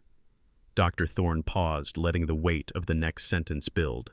And 0% with Mrs. St. James. Darius looked at the charts. He looked at the science that stripped away 30 years of superiority. Dr. Thorne continued, his voice devoid of malice but heavy with truth. In medical terms and in legal terms regarding lineage, Mrs. St. James acted as a gestational carrier. She was a surrogate. She carried her husband's children. She gave birth to her husband's children. But genetically, she is a biological stranger to both of you. The room went silent. The hum of the computer fan seemed to roar. A surrogate, Darius whispered. The word tasted like ash in his mouth. He turned back to Vanessa. She was huddled in the chair, weeping into her hands, looking small and defeated. The powerful matriarch who had ruled our lives with an iron fist was gone. You lied to us every single day, Darius said, his voice shaking. Every time you made a joke about Dad's intelligence. Every time you told us not to act like him. You were projecting. You were ashamed of yourself, so you made us ashamed of him. He looked at me then. Really looked at me. For the first time, I saw him see me. He didn't see the grease under my fingernails. He didn't see the cheap suit. He saw the nose that was shaped exactly like his.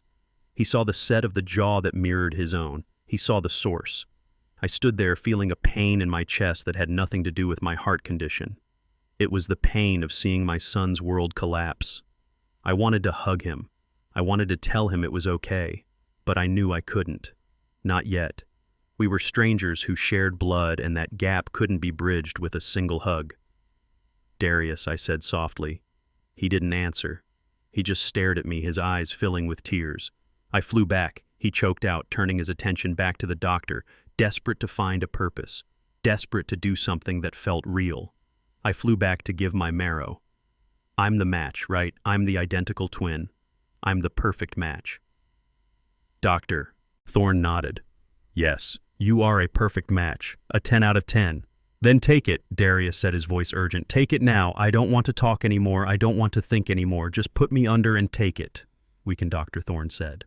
But there is a protocol. We have already prepped your father. His screening is complete. Yours will take hours to verify, even if we rush. Marcus is crashing now. Darius looked at me. He looked at the bandage on my arm where they had drawn the blood. He looked at the resolve in my eyes. He is the match, Darius asked the doctor. He is a haploidentical match, Dr. Thorne said. 50%. But his markers are incredibly strong. He is ready. And frankly, with the time we have left, he is the safest bet to start the conditioning immediately. Darius looked at Vanessa, who was still sobbing quietly. Then he looked at me. You came, he said. It wasn't a question. It was a statement of fact. Vanessa told me not to come, I said, my voice steady. She told me I wasn't needed. She told me I was useless. Darius swallowed hard. I remember he whispered. I remember she told us that when we were kids. She said you didn't come to the games because you didn't care. She said you didn't pay for college because you were cheap. I paid for everything I could, son, I said. I worked 3 jobs to pay for the science that made you. I emptied my accounts for that IVF. Vanessa let out a fresh wail of misery, but Darius ignored her. He was piecing together a lifetime of deception. She stole you from us, Darius said, his voice breaking. She didn't just steal our biology. She stole our father. He walked over to the chair where Vanessa sat. He didn't touch her. He stood over her like a judge. I am going to go see my brother, he said coldly. And you are going to stay here. I don't want you in that room. I don't want you near him. If you try to come in, I will have security remove you. Vanessa looked up, her face streaked with black tears. Darius, please. No, Darius shouted, making her recoil. No more lies. You aren't the victim here, mother. You never were. He turned to me. There was hesitation in his posture. He didn't know how to interact with me. The script he had been given his whole life had just been burned. Dad, he said. The word sounded strange, clumsy on his tongue. He hadn't used it in a decade. Come with me, he said. Marcus needs us. He didn't wait for an answer. He turned and walked out of the office, his linen clothes fluttering around him, leaving the heavy scent of expensive cologne and tragedy in his wake. I looked at Dr. Thorne. The doctor gave me a solemn nod. I looked at Vanessa one last time.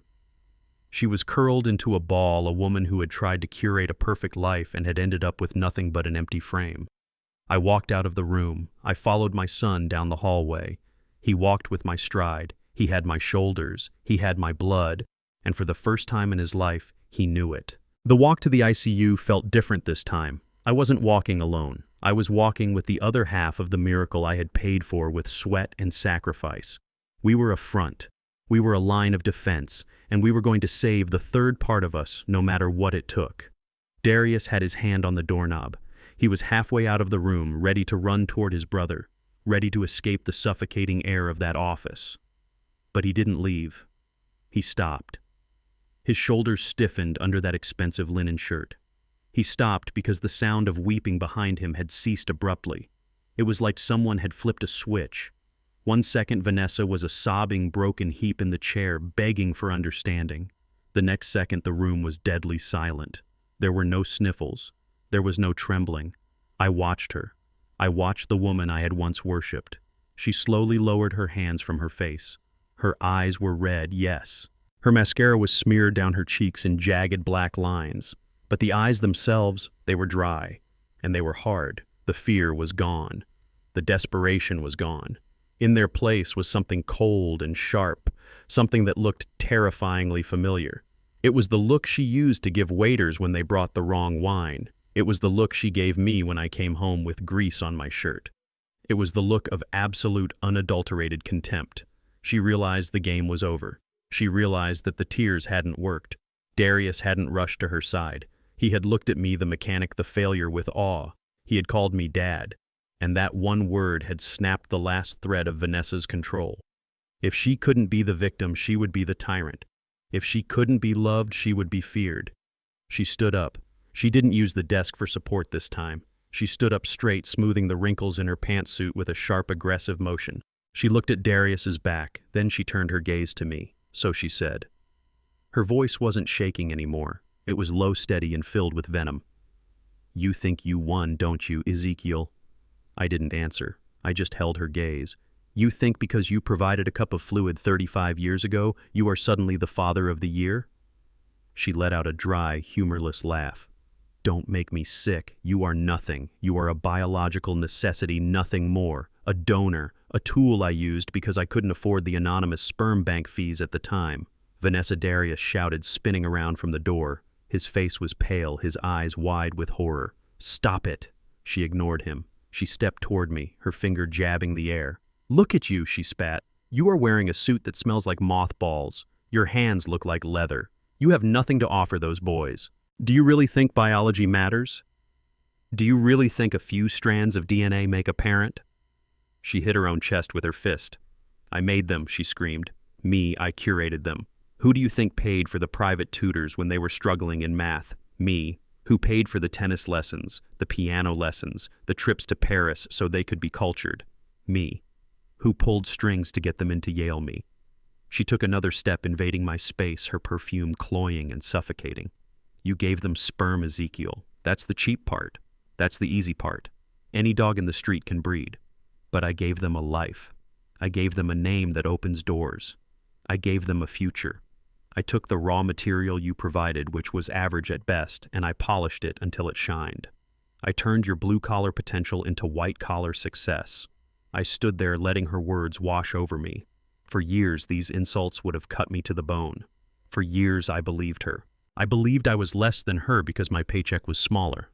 But now I saw the truth. I saw a woman who viewed her children not as people, but as products, investments. She hadn't raised sons. She had managed a portfolio. You didn't raise them, Vanessa, I said quietly. You funded them. There is a difference. Oh, spare me the sentimental Hallmark trash, she yelled, throwing her hands up. Funding them is raising them. This is America. Ezekiel, money is the only parent that matters. Without my money, Marcus would be working in a garage just like you. Without my money, Darius wouldn't be on a yacht. He would be under a car hood. I saved them from being you. She was panting now, her face flushed, her eyes wild. She turned to Darius, expecting him to agree, expecting him to see the logic in her madness. Darius, look at him, she demanded, pointing a shaking finger at me. Look at what he is. Do you want to be that? Do you want to be ordinary? I gave you the world. I bought you the best jeans money could buy for the egg donor. I made sure you were tall. I made sure you were handsome. I made sure you didn't look like him. The room fell silent. She had said the quiet part out loud. She had finally admitted the root of it all. She had tried to breathe the blackness, the poverty, the struggle out of them. She had tried to erase me from their faces. Darius stood by the door. He wasn't moving. He wasn't breathing. He was looking at his mother, but there was no recognition in his eyes anymore. The image of the loving, high society mother he had idolized for decades was dissolving, melting away like wax in a fire. Beneath the designer clothes and the surgeries, he saw the monster. He saw a woman who had lied about his origin, not to protect him, but to own him. You bought us, Darius whispered. The horror in his voice was palpable. You talk about us like we are horses you bred for a race. I made you winners, Vanessa snapped. And this is the thanks I get. You side with the loser. You side with the man who couldn't even afford to buy you a car for your 16th birthday? Darius looked down at his hands, the hands that looked just like mine. He couldn't afford a car, Darius said softly, his voice trembling. But he sent me a card. Every year. You told me he forgot. You told me he didn't care. But I found them, Mom. Last year when I was looking for my passport in your safe, I found a stack of cards.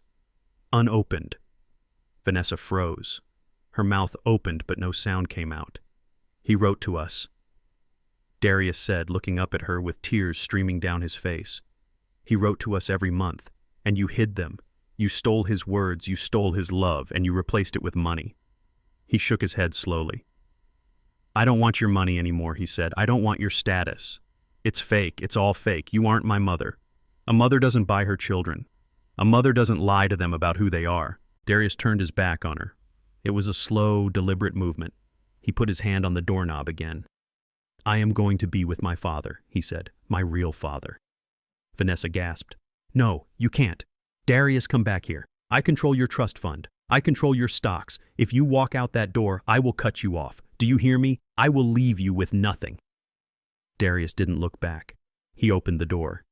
You already left me with nothing, Mother, he said. You left me with no truth. He walked out. Vanessa stood there trembling with rage. She turned to me, her eyes blazing with hatred. Get out, she screamed at me. Get out of my sight. You poisoned him against me. I looked at her. I felt a strange sense of calm. The mask had fallen, and underneath there was nothing to fear. She was just a lonely, bitter woman with a checkbook and an empty heart. I didn't poison him, Vanessa, I said calmly. I just gave him the one thing you couldn't buy. What she hissed. What could you possibly give him? The truth, I said. I turned and walked toward the door. Behind me I heard the sound of something shattering a vase, a lamp, maybe her own composure. It didn't matter. I walked out into the hallway, leaving the broken glass and the broken woman behind. I had a son to save, and for the first time, I had a son walking beside me. The door clicked shut behind Darius, leaving a vacuum in the room that sucked the air right out of Vanessa's lungs. She stood there staring at the wood grain where her favorite son had just walked out on her. For the first time in 30 years, her money, her influence, and her carefully constructed lies had failed to keep her children in line. She looked at Dr. Thorne, and then she looked at me. Her eyes were wide, frantic, darting around like a trapped animal looking for a gap in the fence. I could see the gears turning in her head. She was trying to calculate a way out, trying to find an angle, a bribe, or a threat that would put her back on top. But Dr. Thorne didn't give her the chance to regroup. He walked back to his desk, not to sit down, but to pick up a thick stack of documents. He held them with a weight that felt heavier than paper. He looked at Vanessa with a gaze that was entirely stripped of patience. "Mrs. St. James," he said, his voice hard and flat, "we need to be very clear about where we stand. You are operating under the assumption that you hold the medical proxy for Marcus Robinson. Under normal circumstances, you would. You are the mother on the birth certificate, and you have the signed power of attorney from when he was admitted." Vanessa straightened her spine, clutching that invisible shred of authority. "Exactly," she snapped, her voice trembling but gaining volume.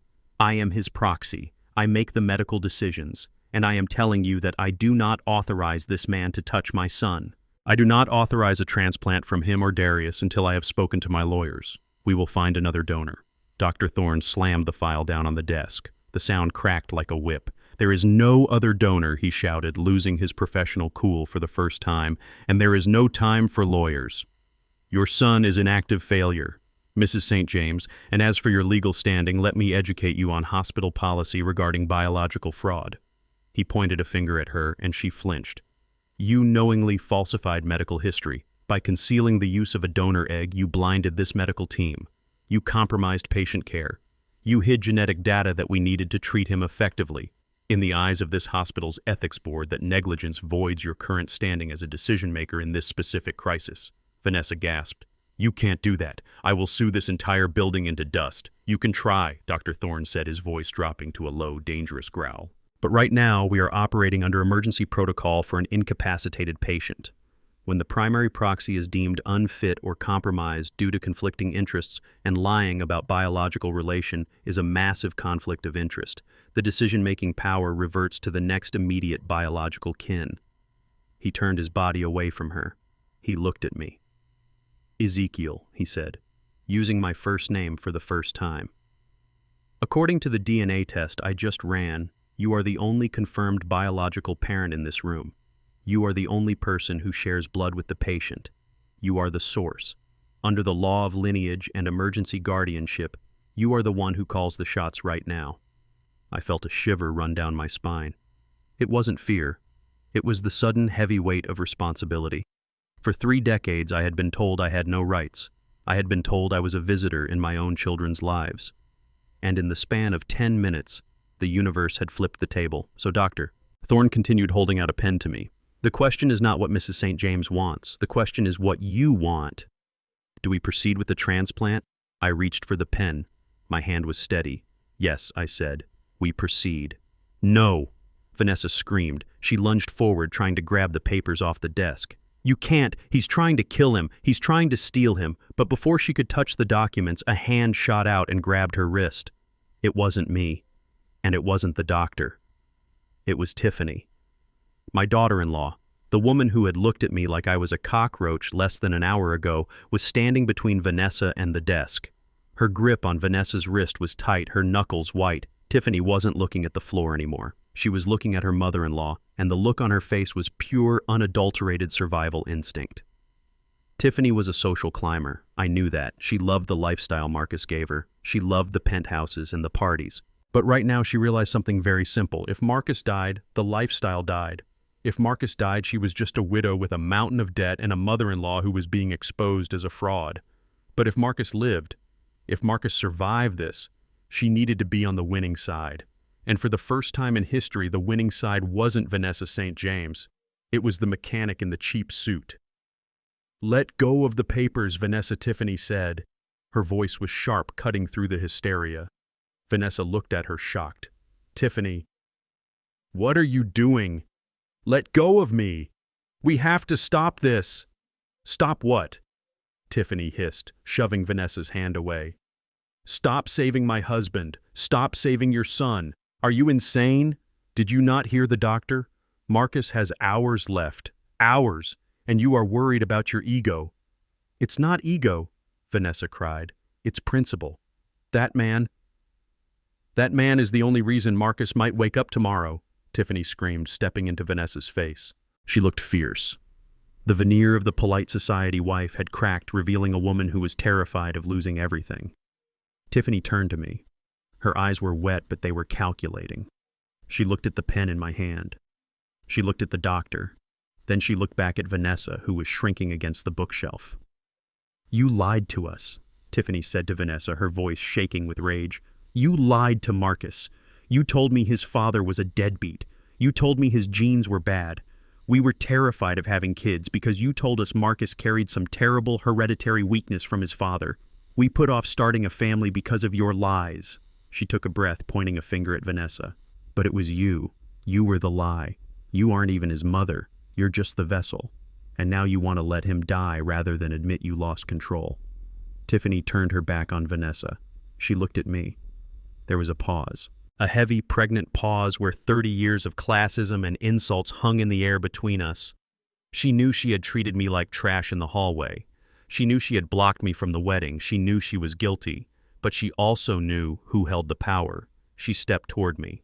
She didn't look at my old shoes. She didn't look at the grease stains on my cuffs. She looked me in the eye and she reached out, placing her hand gently on my arm. Her touch was warm. It was the first time she had ever touched me. Please, she whispered. The arrogance was gone. All that was left was desperation. Sign the papers, she said. I looked at her. I saw the fear in her eyes. I knew she wasn't doing this for me. She was doing it for herself. She was doing it for Marcus. But right now, that was enough. I looked past her at Vanessa. My ex-wife was slumped against the wall, her face buried in her hands.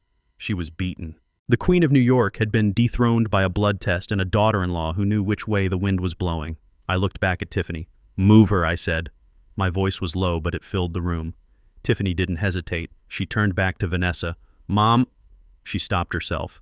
She couldn't call her that anymore, not after what she had just learned. Vanessa, move, Tiffany commanded. She grabbed Vanessa by the shoulders and physically steered her away from the desk, pushing her toward the corner of the room like a misbehaving child. Sit down and shut up. Vanessa was too stunned to fight. She let herself be moved. She collapsed into the guest chair, staring blankly at the wall, her world in ashes. Tiffany turned back to me. She gestured to the desk, to the papers, to the doctor who was watching this power shift with grim satisfaction. She looked at me and for a second she struggled. She swallowed her pride. She swallowed her prejudice. And then she said the words that sealed Vanessa's defeat. Mom, stay out of the way. She said loud enough for Vanessa to hear, then she looked at me with pleading eyes. Please, Dad, sign the papers. Save him. Dad. The word hung in the air. It was transactional. It was desperate. But it was there. She had acknowledged the hierarchy. She had acknowledged the blood.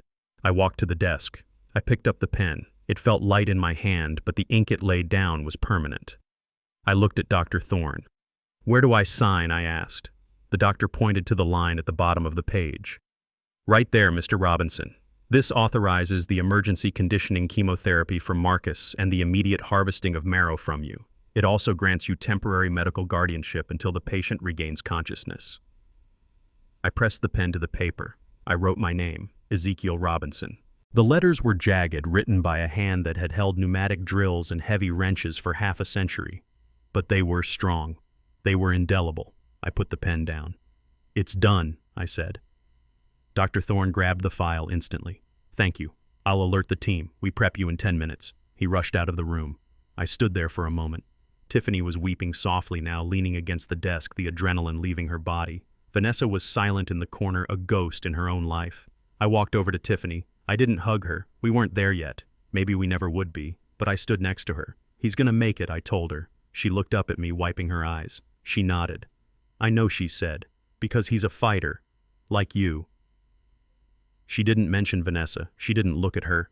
She had picked her side. I turned to leave the room to go to the prep area where they would drain the life out of me to give it to my son. I stopped at the door and looked back at Vanessa one last time.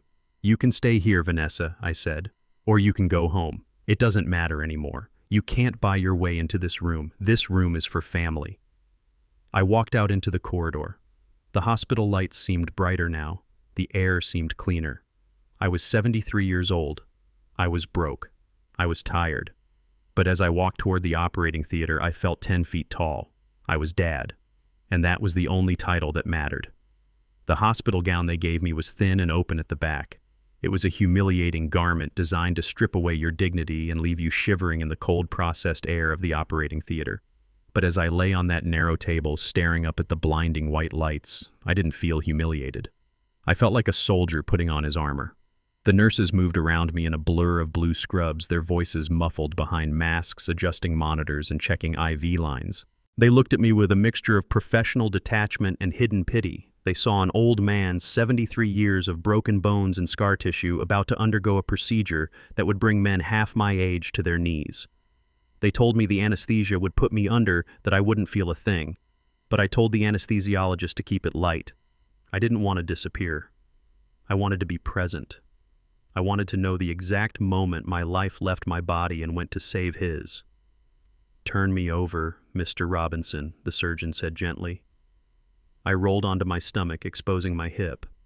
The disinfectant was cold, a shock to the system that made my skin crawl. Then came the pressure. Even with the local numbing agents, I felt it. It was a deep, dull intrusion, the sensation of a large needle piercing through muscle through years of callus seeking the core.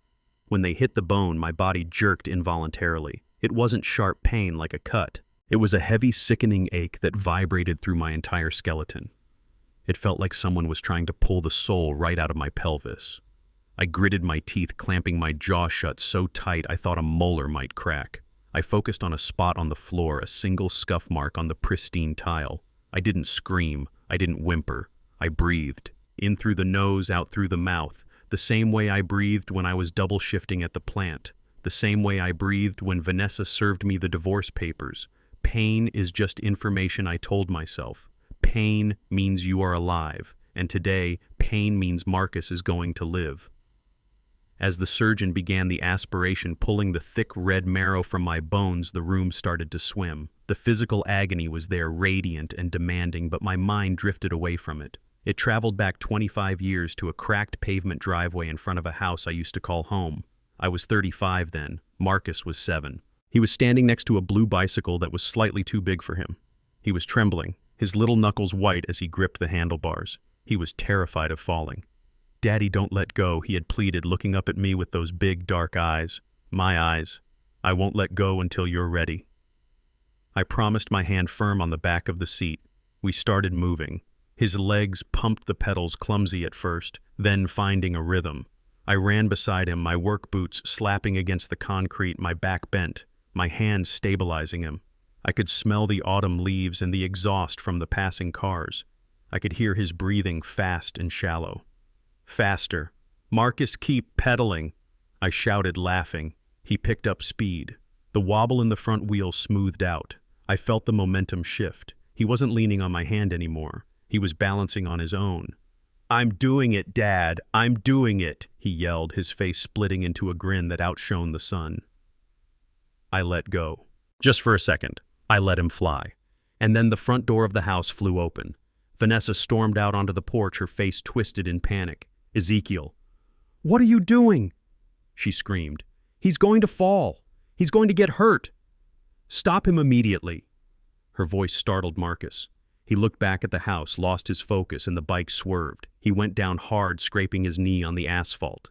He started to cry, not because he was hurt badly, but because he was scared. Vanessa ran down the steps, pushed me aside, and scooped him up. "I told you he wasn't ready," she hissed at me, clutching him to her chest like a baby. "You're always pushing them too hard. You're going to kill them with your recklessness." She took him inside, slamming the door, leaving me alone in the driveway with the spinning wheel of the bicycle. She stole that victory from him. She stole his resilience. She taught him that falling was a failure, not a lesson. Lying on the operating table, feeling the marrow being sucked out of me, I closed my eyes and whispered into the sterile mask. "I'm fixing it, Marcus. I'm fixing the fall. I'm not letting go this time."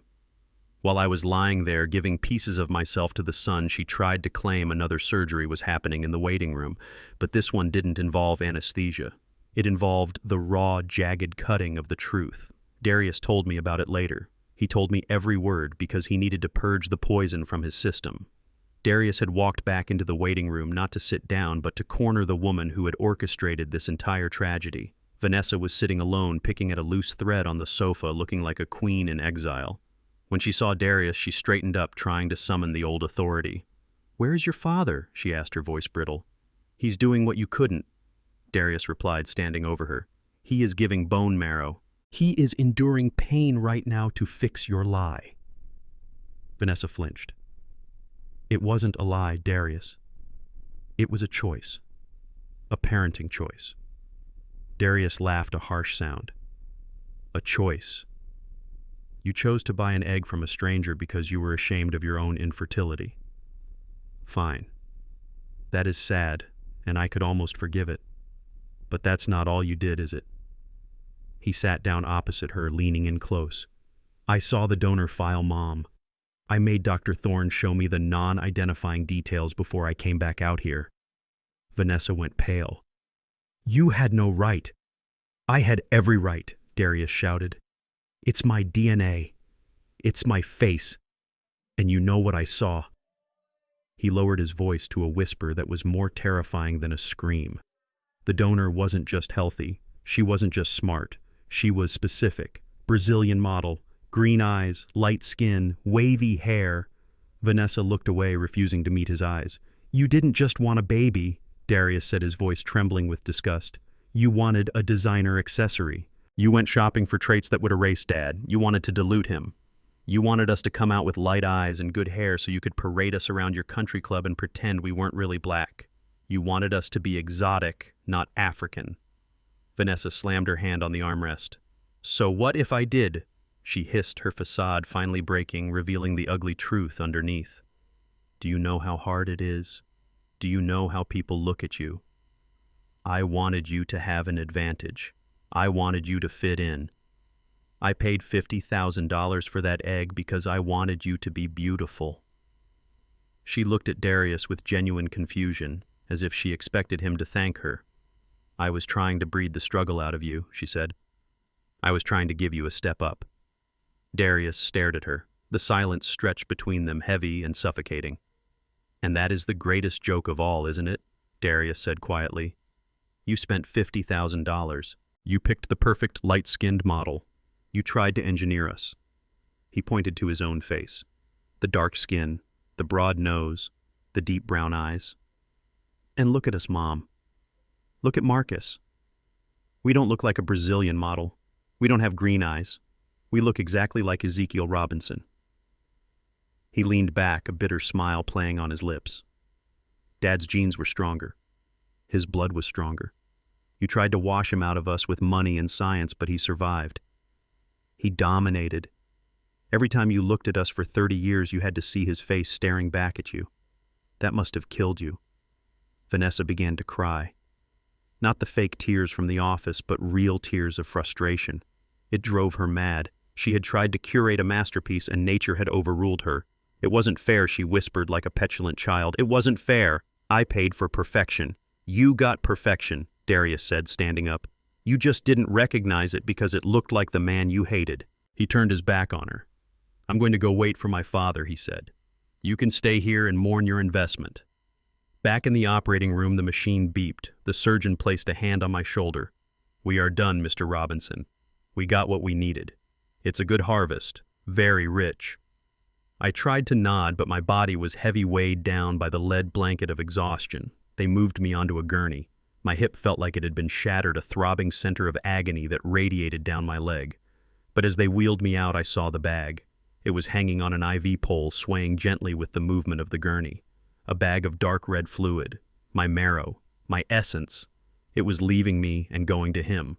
I looked at it and smiled. I was 73. My hands were rough. My bank account was empty.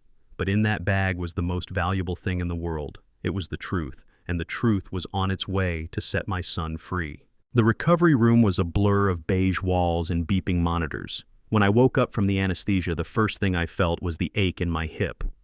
It was a deep, throbbing pain, like a rusted hinge trying to turn after years of disuse.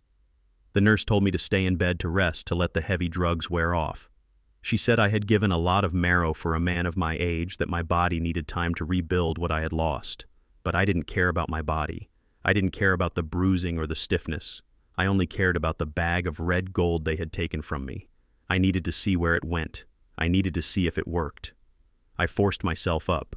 My legs felt like lead and the room spun a little, but I grabbed the IV pole and used it like a crutch.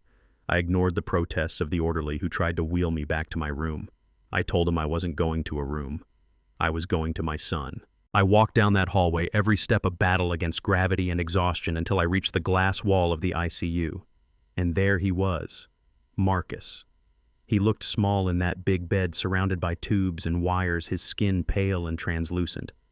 But hanging above him, dripping slowly into his veins, was the bag. It was my blood.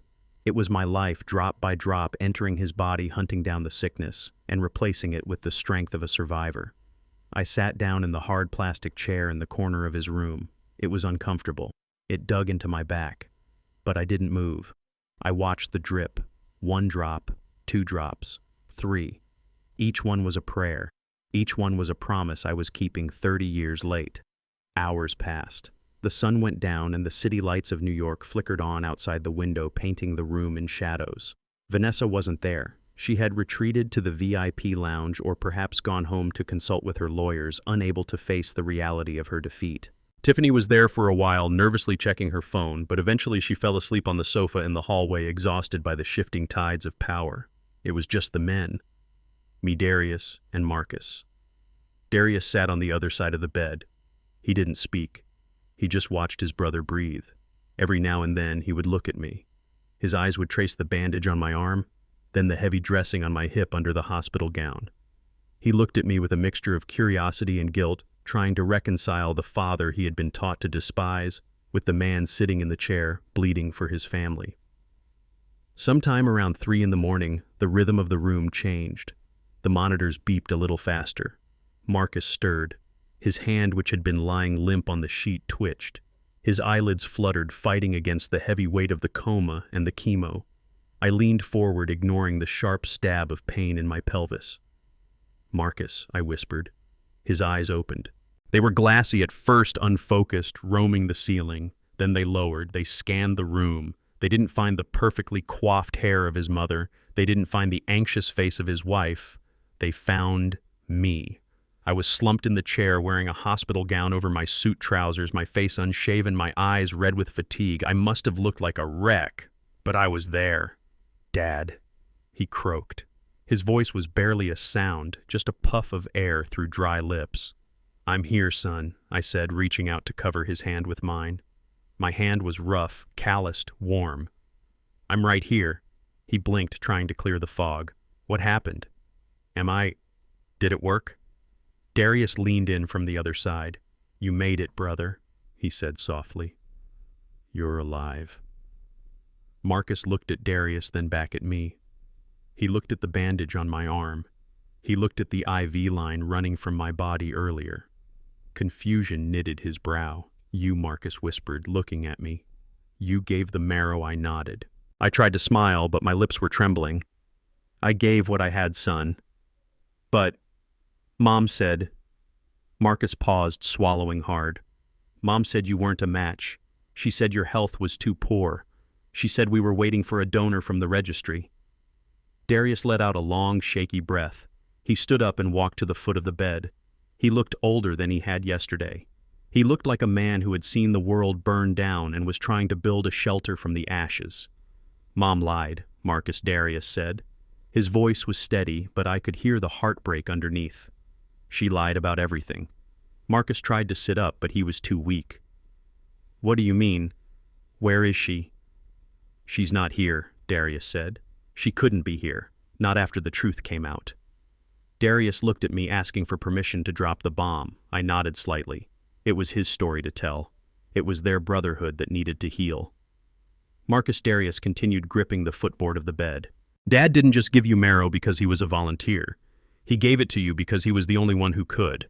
He is a haploidentical match, a 50% match, because he is our father." Marcus frowned. "I know he's our father." "What are you talking about?" Darius shook his head. "No, you don't understand. We were told our whole lives that we were St. James men, that we got our brains, our looks, our talent from Mom's side. that Dad was just the mistake she made in her 20s. He took a deep breath. But the tests proved something else. Mom isn't our mother, not biologically. The silence in the room was absolute. The only sound was the mechanical hiss of the oxygen machine. Marcus stared at his brother, his eyes wide with disbelief. What he whispered. She used a donor egg, Marcus Darius said, the words falling like stones. She couldn't conceive, so she bought an egg. She chose a donor who looked the way she wanted us to look. She tried to engineer us. She carried us, yes, but she doesn't share a single drop of DNA with us. Darius pointed at me. But him, he shares 50%. He is the only real parent we have. Marcus looked at me. His eyes searched my face. He looked at the shape of my nose, the curve of my jaw, the dark, deep-set eyes that mirrored his own. For 30 years he had looked in the mirror and tried to see Vanessa St. James. He had tried to see the aristocrat. But now, under the harsh hospital lights, he saw the mechanic. And for the first time he realized that the face he saw in the mirror every morning was mine. She knew, Marcus asked, his voice trembling. She knew the whole time. She knew, I said softly. It hurt to speak, but I had to. She knew, Marcus. And she was afraid. She was afraid that if you knew the truth, that you belonged to me more than you belonged to her, you would love me. So she made you hate me. She painted me as a villain to hide the fact that she was a stranger. Tears welled up in Marcus's eyes. They spilled over, running down his temples into the pillow. All those years, he choked out. When I graduated, when I got married, she told me not to invite you. She said you would be uncomfortable. She said you would embarrass us. I squeezed his hand. I didn't care about the wedding, Marcus. I only cared that you were happy. But you wrote, Darius interrupted. Tell him, Dad. Tell him about the cards. I looked down at the floor. It didn't matter now. It matters, Darius insisted. Marcus, he wrote to us. Every birthday, every Christmas. Mom hid the letters. She stole them. She wanted us to think he abandoned us so she could own us completely. Marcus looked at the ceiling, processing the betrayal. The mother he had worshipped, the woman whose approval he had spent his life chasing, was a fabrication. She had bought an egg to curate a legacy, and then she had destroyed a father to protect her investment. He squeezed my hand back. His grip was weak, but it was there. You saved me, he whispered. Even after everything I said to you, even after I let her treat you like dirt, you came here and you saved me. I stood up, wincing as the pain shot through my hip. I leaned over the bed and kissed his forehead. It was the first time I had kissed my son since he was 10 years old. You are my boy Marcus, I said, my voice thick with emotion. There is nothing you could do, nothing you could say that would change that. I made you. I fought for you before you were born, and I will fight for you until I die. That is what a father does. Marcus closed his eyes, the tears flowing freely now. I'm sorry, Dad, he sobbed. I'm so sorry. Don't apologize, I said, brushing the hair back from his forehead. Just get better. That's all I want. Just live. The room fell silent again, but it wasn't the heavy, suffocating silence of secrets anymore. It was a clean silence. The truth was out. The poison had been drained. And as I sat back down in that uncomfortable plastic chair watching my two sons look at each other with the realization that they were the only family they truly had, I didn't feel the pain in my hip anymore. I felt lighter than air. I had lost a pint of marrow, but I had gained 2 sons, and that was a trade I would make every single day for the rest of my life.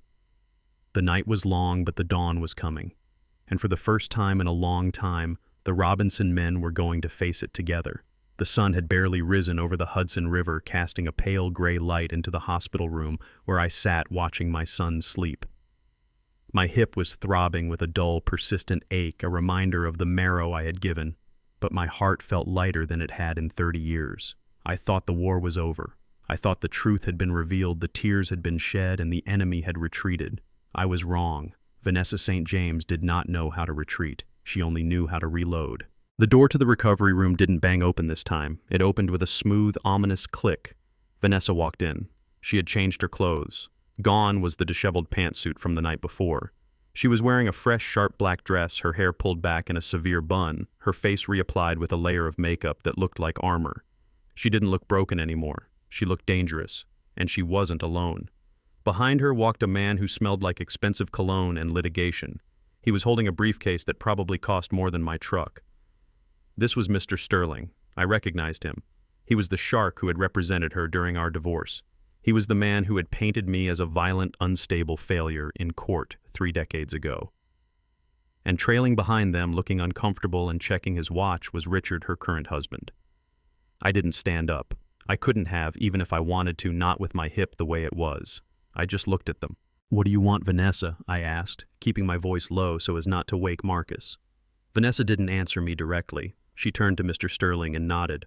Mr. Robinson, the lawyer, began, his voice smooth and oily. "We are here to discuss the terms of the asset reallocation and retroactive compensation regarding the guardianship of Marcus and Darius Robinson." I stared at him. Asset reallocation. "My son is lying there recovering from a transplant, and you want to talk about money? This is a serious matter," Mr. Sterling said, opening his briefcase and pulling out a file. "It has come to our attention through the recent medical disclosures that you are the sole biological parent of the twins. While this is a touching revelation, it also changes the financial history of the last 30 years. He handed me a paper. I didn't take it. Vanessa stepped forward, a cold, triumphant smile playing on her lips. She thought she had found a loophole. She thought she had found a way to win even when she had lost. "You see, Ezekiel," she said, her voice dripping with condescension. "For 30 years I have supported these boys. I paid for their food. I paid for their shelter. I paid for their education. I paid for everything. And I did so under the assumption that I was their mother." She paused, waiting for the knife to twist. "But since Dr. Thorne has so helpfully proved that I am not their biological mother, that means I have been raising your children for you. I have been acting as a glorified nanny. And nannies get paid, Ezekiel. But they don't pay for the children's expenses. That is the father's job." I looked at her, stunned by the sheer audacity of her greed. "You want me to pay you back?" Mr. Sterling cleared his throat. "We are calculating the total cost of raising 2 children in the St. James lifestyle over 30 years. Private schools, luxury vacations, medical bills, university tuition. With interest, we estimate the debt you owe Mrs. St. James to be in the realm of $4 million. He smiled, a shark, showing his teeth. "Since you obviously do not have $4 million, Mr. Robinson, we are prepared to offer a settlement. You will sign over full, permanent legal guardianship of the twins back to Mrs. St. James. You will sign a non-disclosure agreement regarding the biological details of their birth. And you will disappear. If you do this, we will forgive the debt." I looked at Richard. He was looking at the floor, clearly ashamed, but unwilling to cross his wife. "So that's it," I said, looking Vanessa in the eye. "You can't own them by blood, so you want to buy them back with a lawsuit. You want to blackmail me into leaving their lives again?" "It's not blackmail," Vanessa said, inspecting her fingernails. "It's business. You are a poor man, Ezekiel. You can't fight this in court. Mr. Sterling will bury you. Just sign the papers and go back to your garage. It's better for everyone." I sat there for a moment. The room was silent except for the rhythmic beeping of Marcus's monitor. I reached into the back pocket of my hospital gown. It was empty. I looked around and saw my old leather wallet sitting on the bedside table where the nurse had put my personal effects. "Hand me my wallet," I said to Darius, who had just woken up in the chair next to me and was watching this scene with wide, horrified eyes. Darius grabbed the wallet and handed it to me. His hands were shaking. He looked ready to fight, ready to throw them out, but I put a hand on his arm to calm him. "I don't need to fight, son," I whispered. "I just need to read." I opened the wallet. It was cracked and worn, held together by duct tape in one corner. Inside, tucked behind a picture of my mother, was a folded piece of paper. It was yellowed with age. The creases were so deep the paper was almost tearing apart. I had carried this paper for 30 years. I had carried it like a curse, a reminder of the day I lost everything. I unfolded it slowly. My hands were trembling not from fear, but from the adrenaline of a soldier who realizes he has been holding the winning grenade the entire time. "Mr. Sterling," I said, smoothing the paper out on my lap. "Do you remember the divorce settlement, the one you drafted in 1994? Mr. Sterling frowned. "I draft many settlements, Mr. Robinson. I assume it was standard." "No," I said. It wasn't standard. Vanessa insisted on a special clause. She was paranoid. She was so afraid that I would try to get out of paying alimony or child support that she made you add a specific paragraph about fraud. I looked at Vanessa. She frowned, a flicker of uncertainty crossing her face. "You remember, don't you, Vanessa?" I asked. "You screamed at me in the lawyer's office. You said, 'I want to make sure you never try to deny these kids are yours. I want to make sure you pay for every cent.'" I looked down at the paper and began to read. My voice was raspy, but it filled the room. Article 4, Section B, Paragraph 2. Regarding the legitimacy of offspring. If either party is found to have knowingly falsified, concealed, or defrauded the other party regarding the biological lineage, paternity or maternity of the children named Marcus and Darius Robinson for the purpose of securing financial support or custody. I paused. Mr. Sterling's face had gone the color of spoiled milk. He knew the clause. He had written it. Then the party found in violation of this truth shall forfeit all claims to marital assets, alimony, and child support previously awarded. Furthermore, I looked up at Vanessa. She was frozen. Her mouth was slightly open, her breath coming in short, shallow gasps. Furthermore, I read, reading the words that were about to destroy her life.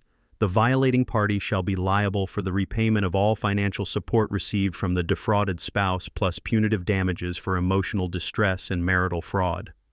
I folded the paper and placed it gently on the bed. "You wrote that clause, Vanessa," I said softly. "You wrote it because you thought I would lie. You thought I would claim the boys weren't mine to save money. You never thought that 30 years later science would prove that you were the one lying." I turned to Mr. Sterling. By concealing the use of a donor egg, Vanessa committed fraud against the marriage contract. She claimed she was the biological mother to secure full custody and higher alimony payments. I paid child support for 18 years based on that contract. I paid alimony for 10 years based on that contract. I looked at the lawyer, whose arrogant smile had completely vanished. "So, Mr. Sterling, by your own math, if we calculate the payments I made plus the punitive damages your client insisted on including in this contract, I don't owe her $4 million. I pointed at Vanessa. "She owes me everything." The silence in the room was absolute. It was the silence of a guillotine blade hanging in the air. Vanessa tried to speak, but only a squeak came out. That doesn't apply. Mr. Sterling closed his briefcase. He closed it quickly, snapping the latches shut. He didn't look at Vanessa. He looked at the door. "Is this true?" Richard asked. His voice was quiet, terrified. He stepped forward, looking at the lawyer. "Sterling, is this true?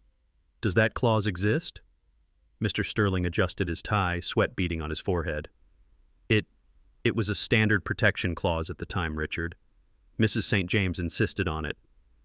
Technically, under the strict letter of the contract, if she is not the biological mother and she concealed it, yes, it applies. Richard turned to Vanessa. He looked at her like she was a stranger, like she was a contagion. "You committed marital fraud," he asked, "and you dragged me here to extort a dying boy's father." "Richard, wait," Vanessa pleaded, grabbing his arm. "It's not like that. We can fight it. We have the money." "I don't have the money," Richard shouted, pulling his arm away violently. "Not for this. My firm has a morality clause. Vanessa, if the press finds out my wife defrauded her ex-husband about the biology of her children and then tried to sue him while their son was in a coma, I will be ruined. My investors will pull out. I will lose everything." He backed away from her, shaking his head. "I'm done," he said. "I'm filing for divorce in the morning. I'm not going down with this ship." "Richard," Vanessa screamed, chasing him to the door. "Richard, come back. You can't leave me." Richard walked out the door without looking back. Mr. Sterling looked at me, then at the floor. He muttered something about a conflict of interest and needing to review the files, and then he scurried out after Richard, leaving Vanessa standing alone in the center of the room. She stood there for a long time. The hallway light framed her silhouette, but she looked smaller now. The armor was gone. The money was gone. The husband was gone. She turned slowly to look at me. Her eyes were empty. There was no fight left in them. "You planned this," she whispered. "You kept that paper for 30 years. I shook my head. "I didn't plan anything, Vanessa. I kept that paper because it was the only thing I had left of us. I kept it because I thought one day maybe you would be fair." I reached out and took Marcus's hand. He was awake, watching his mother with tears in his eyes. "You didn't lose because of me," I told her. "You lost because you bet against the truth, and the truth always wins eventually." Vanessa looked at her sons. She looked at Marcus, frail but alive. She looked at Darius standing guard by his brother's side. Neither of them moved toward her. Neither of them spoke. They had seen the contract, they had seen the greed, and they had made their choice. She let out a sob, a broken, jagged sound, and turned around. She walked out of the hospital room, her heels clicking on the linoleum, but the sound was different now. It wasn't the sound of a queen marching into battle. It was the sound of a woman walking into a very long, very lonely winter. I watched her go. Then I leaned back in my chair, closed my eyes, and listened to the steady, rhythmic beating of my son's heart. It was the most beautiful sound in the world. And it was free. 3 months passed since the day the truth shattered our world in that hospital room. The leaves outside my small house in Queens had turned from green to brown, and the wind coming off the river had a bite to it. My hip was still stiff in the mornings. The doctors said it would take a year to fully heal, but I didn't mind the limp. Every time I took a step and felt that twinge of pain, I smiled. It was a reminder that my marrow was out there walking around in the world, pumping life into the son who had almost slipped away. I was in the garage, of course. It was a Saturday. The garage was my sanctuary, a cluttered cathedral of grease metal and memories. It smelled of oil and old rubber, a scent that Vanessa used to say made her nauseous. But to me, it smelled like honest work. I was tinkering with the fuel pump of the '78 Ford, the truck that Vanessa had threatened to take in the divorce but ultimately left because she deemed it trash. I heard a car pull up the gravel driveway. It wasn't the mailman. The engine was too quiet, too smooth. I wiped my hands on a rag and walked to the door. I expected a salesman. I expected maybe a neighbor. I didn't expect to see a black sedan parked next to my rusted chain-link fence. And I certainly didn't expect to see who stepped out of it. It was Marcus. He was thinner than before, his hair just starting to grow back in soft, fuzzy patches after the chemo, but he was standing on his own 2 feet. Next to him was Darius, looking less like a Wall Street shark and more like a brother wearing jeans that looked brand new and stiff. And behind them, carrying a Tupperware container, was Tiffany. I stood in the doorway of my garage wearing my stained coveralls. I didn't rush to greet them. I didn't want to spook them. They looked nervous, like travelers entering a foreign country without a map. They walked up the driveway, their expensive shoes crunching on the gravel. They stopped 10 feet away. "Hey, Dad," Marcus said. His voice was stronger now.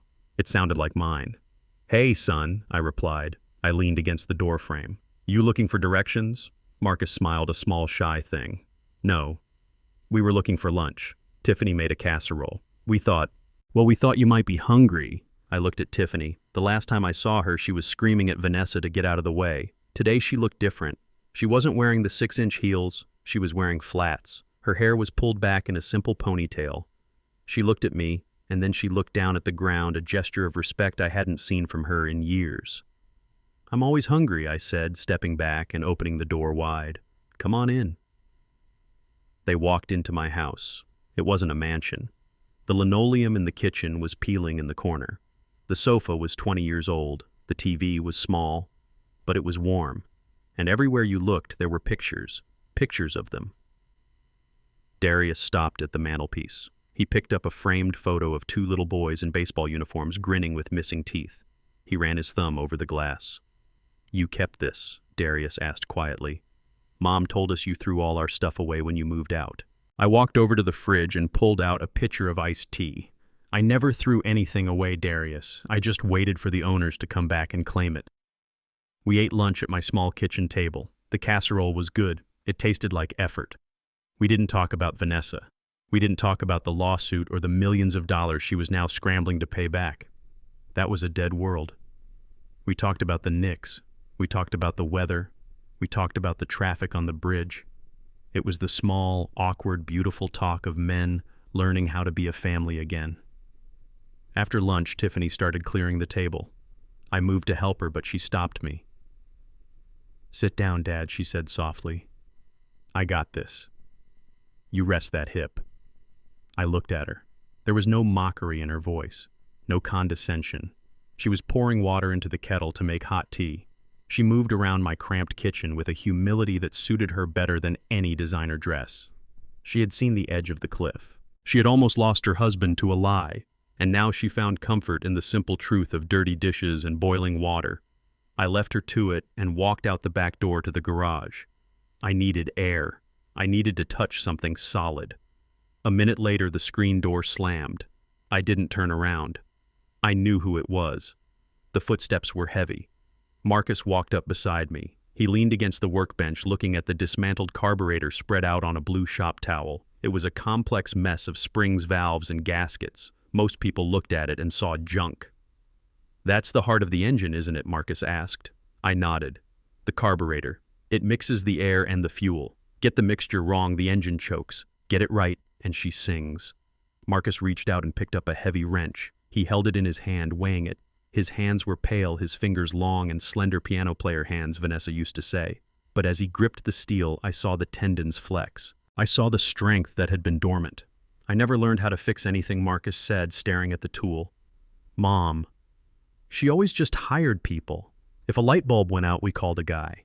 If the sink leaked, we called a guy. I don't know how to change a tire. I don't know how to jump-start a battery." He looked up at me. His eyes were wet. "I feel useless, Dad. I'm 35 years old, and I don't know how to keep my own world running."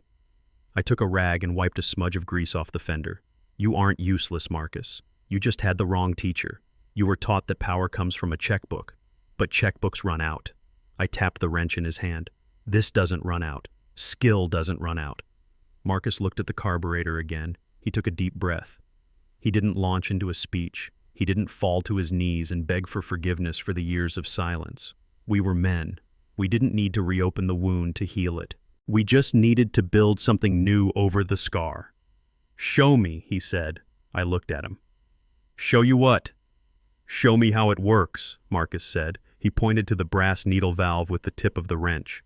"Show me how to fix it. I want to get my hands dirty. I want to be like you." I felt a lump form in my throat, hard and tight. I swallowed it down. I picked up a screwdriver. "All right," I said, my voice gruff to hide the emotion. "But I warn you, this isn't Wall Street. You strip a bolt here, you can't talk your way out of it. You have to drill it out." Darius walked in then. He had taken off his expensive watch and rolled up his sleeves. He didn't say anything. He just grabbed a shop stool and pulled it up to the other side of the workbench. He picked up a rag and started cleaning a spark plug. "We've got time," Darius said. "We aren't going anywhere." So we worked. For the next 3 hours, the three of us stood in that drafty garage. I taught them the difference between a flathead and a Phillips. I taught them how to listen to the engine, how to feel the vibration of the metal.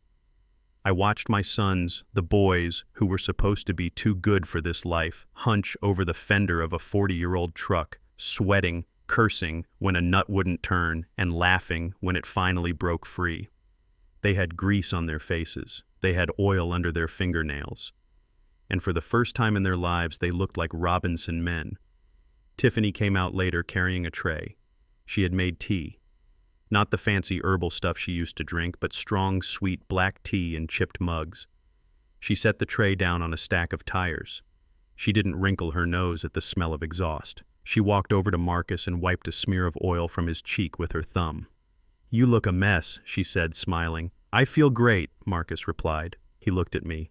"Dad says if we get this valve seated right, we can fire it up before sunset." Tiffany looked at me. She picked up a mug and held it out. "Here, Dad," she said. "I made it strong, just how you like it." I took the mug. The ceramic was warm in my hands. I looked around my garage. It was messy, it was loud, it was crowded, and it was perfect. Vanessa was gone. She was in a penthouse somewhere, surrounded by lawyers and silence. She had kept the money or what was left of it, but she had lost the war. She had tried to buy a legacy, but you can't buy what grows in the blood. I took a sip of the tea. It was sweet. "Let's fire her up," I said. Marcus got in the driver's seat. Darius stood by the hood. I leaned in and manually engaged the throttle linkage. "Turn it," I commanded. Marcus turned the key. The starter whined, that high-pitched complaint of an old machine waking up. "Give it gas," I shouted. He pumped the pedal, and then, roar. The V8 engine caught life. It didn't purr, it growled. It shook the concrete floor. It filled the garage with smoke and noise and power. Marcus revved it, his face lighting up with a joy so pure it looked like he was 7 years old again, riding that bike without training wheels. Darius was high-fiving him through the window. Tiffany was clapping her hands. I stood back and watched them. My family, my boys. They weren't perfect. We had lost 30 years. We had scars that would never fully fade. But as the engine roared, drowning out the silence of the past, I knew one thing for sure. The line was secure. The blood had returned to the source. And the Robinson name wasn't going to die with me. It was just getting started. The lawyers told me I could destroy her. They sat at my kitchen table, their expensive briefcases looking out of place on the peeling linoleum, and they laid it all out.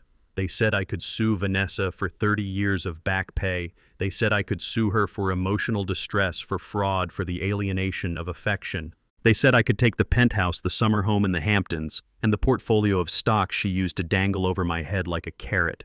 They told me I could leave her destitute, living in a studio apartment, wondering how to pay the electric bill. I looked at the papers. I looked at the numbers that represented a lifetime of lies.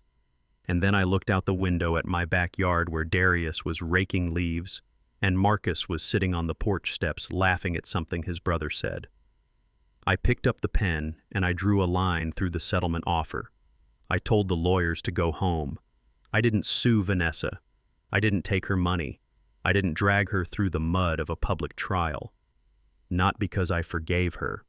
Forgiveness is a heavy thing, and I wasn't ready to carry it yet. I didn't sue her because taking her money would mean acknowledging that her money had value. It would mean admitting that the currency she used to buy my children was worth fighting for. It wasn't. And besides, I knew that leaving her with her millions was a far greater punishment than taking them away. If I took her money, she would be a victim. She would have a story to tell her society friends about the greedy ex-husband who ruined her. But by leaving her with everything and taking only the boys, I left her with the silence. I imagine her sometimes sitting in that pristine white living room that looks like a museum exhibit. She has her art. She has her view of the park. She has her bank accounts. But the phone doesn't ring. There are no birthday dinners. There are no grandchildren running through the halls. She is the queen of a silent kingdom surrounded by the echoes of the lie that finally collapsed on top of her. She has to live every day knowing that the inferior man she despised is the one enjoying the richness of a family she couldn't buy. That is a prison no judge could sentence her to. That is a hell of her own making. My life, on the other hand, got loud. It is a Saturday afternoon in late October. The air is crisp, smelling of dried leaves and wood smoke. My backyard isn't much to look at compared to the estates my sons grew up in. The grass is a little patchy, and the fence leans to the left. But today it feels like the center of the universe. I am standing at the grill, an old oil drum I converted into a smoker years ago. The ribs are sizzling, dripping fat onto the coals, sending up clouds of smoke that smell like heaven. I am wearing my grill master apron, a gift from Tiffany, and I am basting the meat with my secret sauce, a recipe Vanessa used to call peasant food, but which Marcus now requests every single weekend. Marcus is sitting at the picnic table. He has gained 20 pounds since the surgery. His cheeks are full and his hair has grown back thick and dark. He is holding a beer in one hand and a wrench in the other, explaining to Tiffany how he replaced the alternator in his sedan yesterday. He isn't afraid of dirt anymore. He wears the grease on his knuckles like a badge of honor. Darius is standing next to me holding the platter for the meat. He has loosened his tie. He doesn't wear the linen suits much anymore. He looks relaxed. He looks like a man who has finally stopped holding his breath. "Hey, Dad," Darius says, bumping my shoulder with his. "You think they're ready? I'm starving." I look at the meat. The bones are pulling back. The bark is dark and caramelized. "Patience, son," I say, smiling. "You can't rush the good stuff." He laughs. It is a deep, booming laugh. It sounds exactly like mine. I look at them, my two boys. For 30 years I was told they were St. James men. I was told they were refined elite different. But standing here in the smoke of my backyard, the truth is undeniable. They are Robinson men. They have my broad shoulders. They have my wide smile. They have the resilience that comes from a long line of survivors who knew how to make something out of nothing. Vanessa tried to breed me out of them. She tried to dilute my history with a donor egg and a checkbook. But biology is stubborn. The blood is stubborn. In the end, her science experiment failed. The Robinson genes dominated. We are 3 black men standing in a circle of smoke and laughter bound by a code that can't be rewritten in a lab. Tiffany walks over and puts her arm around Marcus. She looks happy. She looks real. She waves at me and I wave back with my tongs. This is my inheritance. I don't have a trust fund to leave them. I don't have a summer house to bequeath. but I gave them life.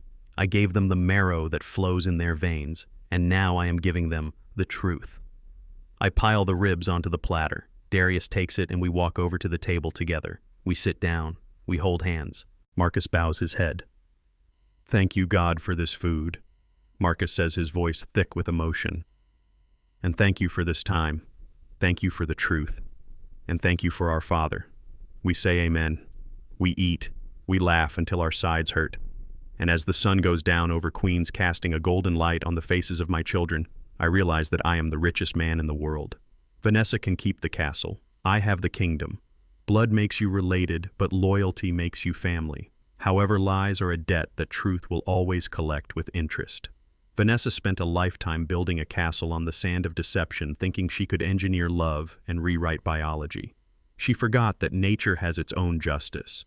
In the end, the inferior genes she despised were the only ones strong enough to save the life she claimed to own. A title can be bought, a facade can be constructed, but the sacrificial love of a father is the only authentic legacy that survives the storm. Thank you for listening to my story. If you believe that truth is stronger than money, please hit the like button and subscribe to the channel. Share this story with someone who needs to be reminded of their worth. And tell me in the comments, have you ever discovered a secret that changed your family forever? I will be reading your answers. Until next time, keep fighting for the truth.